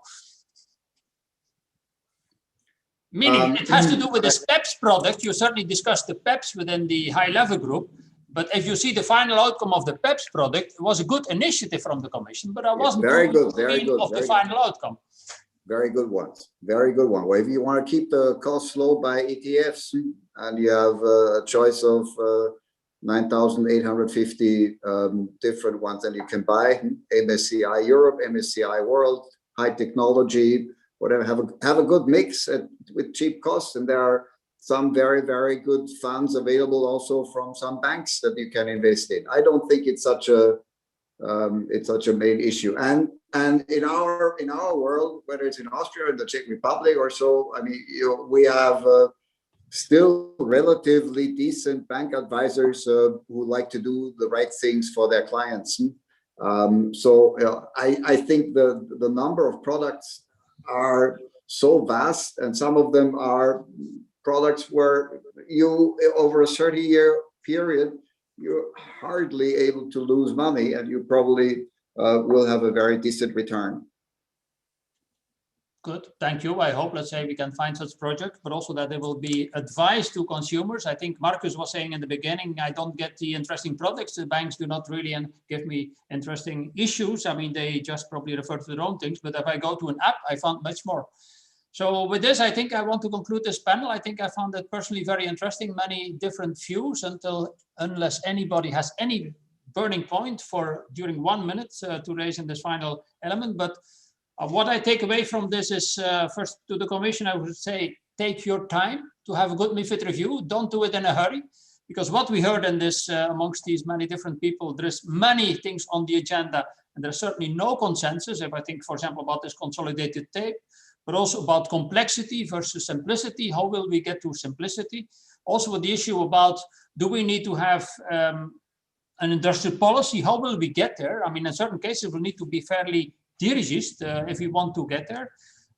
Also, the whole issue about get citizens involved. I mean, this is seen to be far away from citizens, but it concerns us all. As Andreas was saying, we need to have these people investing in equity, but how do they invest in equity? Through MiFID. I mean, they of course do not know, let's say, that they use MiFID, but it's MiFID which regulates the markets in Europe. And if you don't have a properly functioning instrument for this, let's say the money will not get to the markets. We need competition on the markets, but of course, probably we'll have too much fragmentation in Europe as well. So, and then we have, as I think also Eero said, let's say the problem of the costs in the markets, which we have to address as well.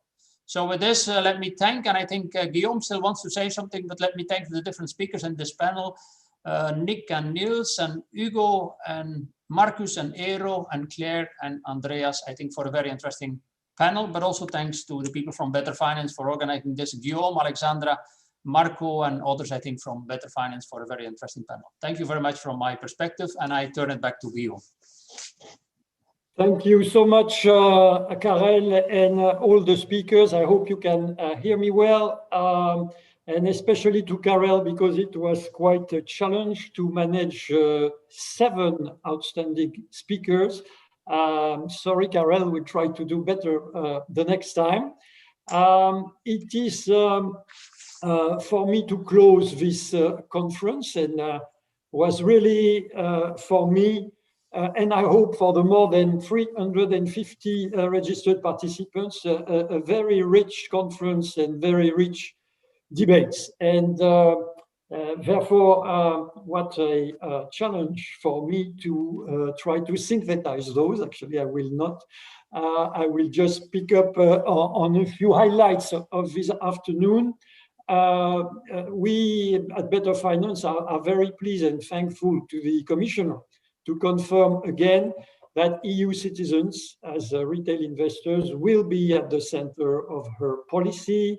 And by the way, I very much like the example she picked, that to compare between the last decade returns of a UCITS equity funds, according to ESMA, of plus 9% per year, to the near zero or negative returns of their bank savings. Because when you look at Eurostat's numbers, these bank savings are 4 times bigger than the retail investments into equity funds. I'm not talking even about UCITS equity funds, but in funds in general.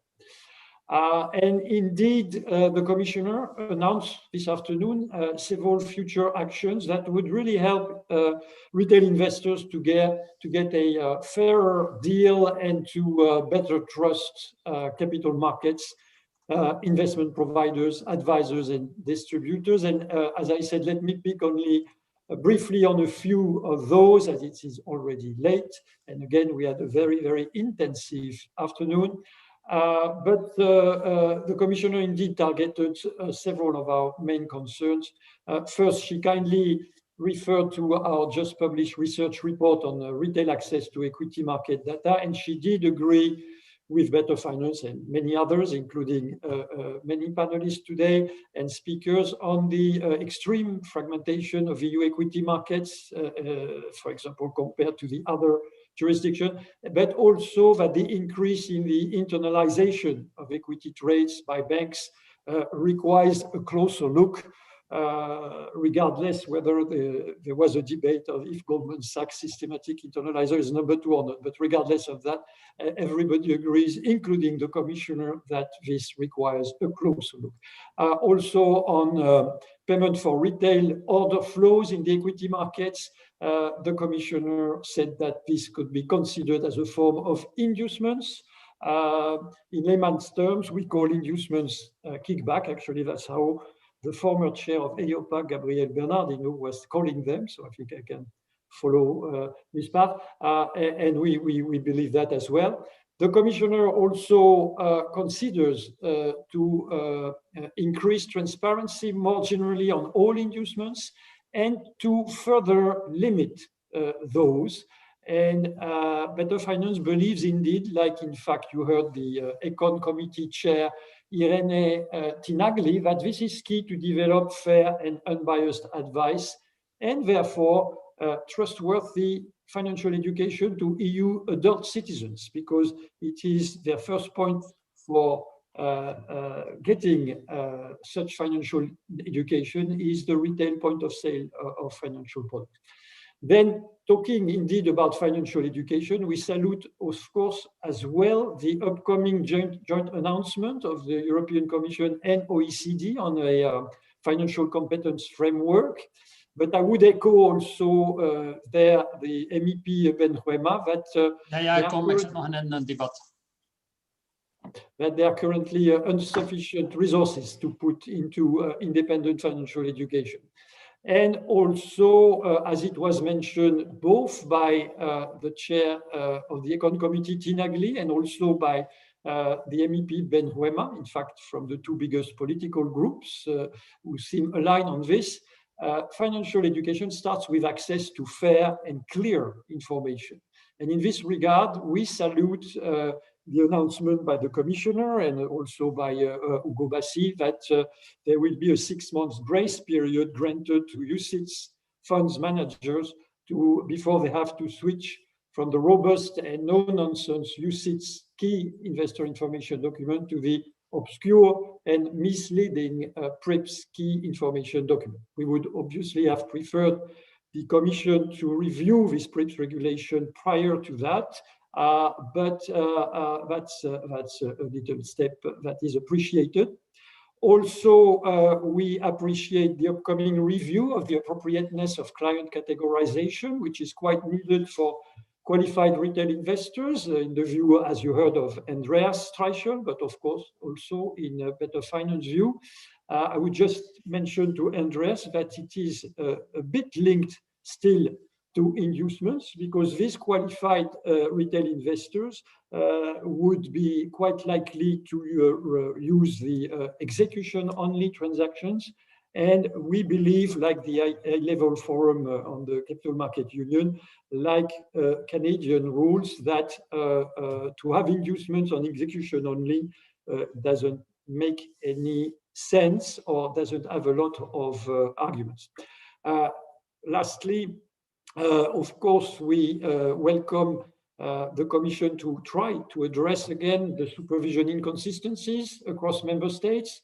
The chair of the Econ Committee, Tinagli, also mentioned that. Ugo Bassi, in a personal statement, of course, said, of course, that would be most welcome. In fact, both Ugo and Andreas in the last panel, like Better Finance, expressed their views on the need for a single supervisor. That would solve definitely the problem of supervision inconsistencies and would be a requisite if we want to have a true capital market union. Also, that's the opportunity for me to say that we should preferably use global standards when they exist, such as the legal entity identifier, very well defended by CLAR. But of course, MEP Markus Ferber reminded us rightly, unfortunately, that there are other key barriers to a true capital market union, the purely national taxation rules, which indeed may very well hurt the Pan-European Personal Pension Initiative, national consumer protection rules, and national insolvency rules. Unfortunately, the Commissioner has not yet mentioned any plan for the EU to clearly and officially promote employee share ownership, in particular for SMEs. But this was asked and asked again today by the Econ Committee, because MEP Benjuema was also the rapporteur for the Econ Committee on the Capital Market Union, also was recommended highly by the high-level forum of the Capital Market Union last year. Several speakers pointed out to the ample evidence of the outperformance of companies with a high level of employee share ownership, of improved investments and equity culture of employees, their motivation, and the fact that these companies are more sustainability sensitive. So I was happy to hear some very interesting proposals from, for example, from David Wright, to include employee share ownership in the G part of the ESG reporting rules, sustainability reporting rules. I also think we have on the table right now an initiative from DG Just on sustainable corporate governance that does not yet include employee share ownership as a powerful tool to achieve this. And also we heard about this new French rule of having employee owners in the company boards once they reach 5% of the capital. So a lot of good ideas, I hope, will not be missed by the European Commission. Unfortunately, also, I have not heard, at least from the Commission yet, on the need for accessible and adequate collective redress for retail investors in capital markets. But I was happy to hear David Wright mention that sanctioning miscreants, I'm quoting it, has been far too lightweight up to now in Europe. And I think you heard the news 2 weeks ago. It's an opportunity for me to say rest in peace to Mr. Madoff. As you know, in the US, they are a bit less lenient. Mr. Madoff got 150 years of prison for misleading investors. But overall, this is the plan described by the Commissioner is very encouraging, and Better Finance will do its best to contribute to help the EU authorities develop, adopt, and implement such policies. We hope the Commission will not wait to move to these much needed and awaited concrete actions by citizens as retail investors, and that, you know, I'm an eternal optimistic, will eventually address the massive underdevelopment of employee share ownership in the European Union, 100 times smaller for SMEs than in the US, that will address eventually the lack of collective redress rules in Europe for retail investors investing directly in capital markets, that will address the increasing risks of greenwashing in the design and sale of so-called green retail investment products. And as Karel Lano said, let's not forget to address the even more opaque bond markets compared to the equity markets. Finally, let me renew our President's warm and deep thanks to all speakers and to the organizations who supported this event, and especially to our partner for this event, the Global Legal Entity Identifier Foundation, and also to you, our more than 350 registered participants, despite the constraints and lack of networking opportunities of a once again, and hopefully last, virtual-only international conference. Have a good evening. That's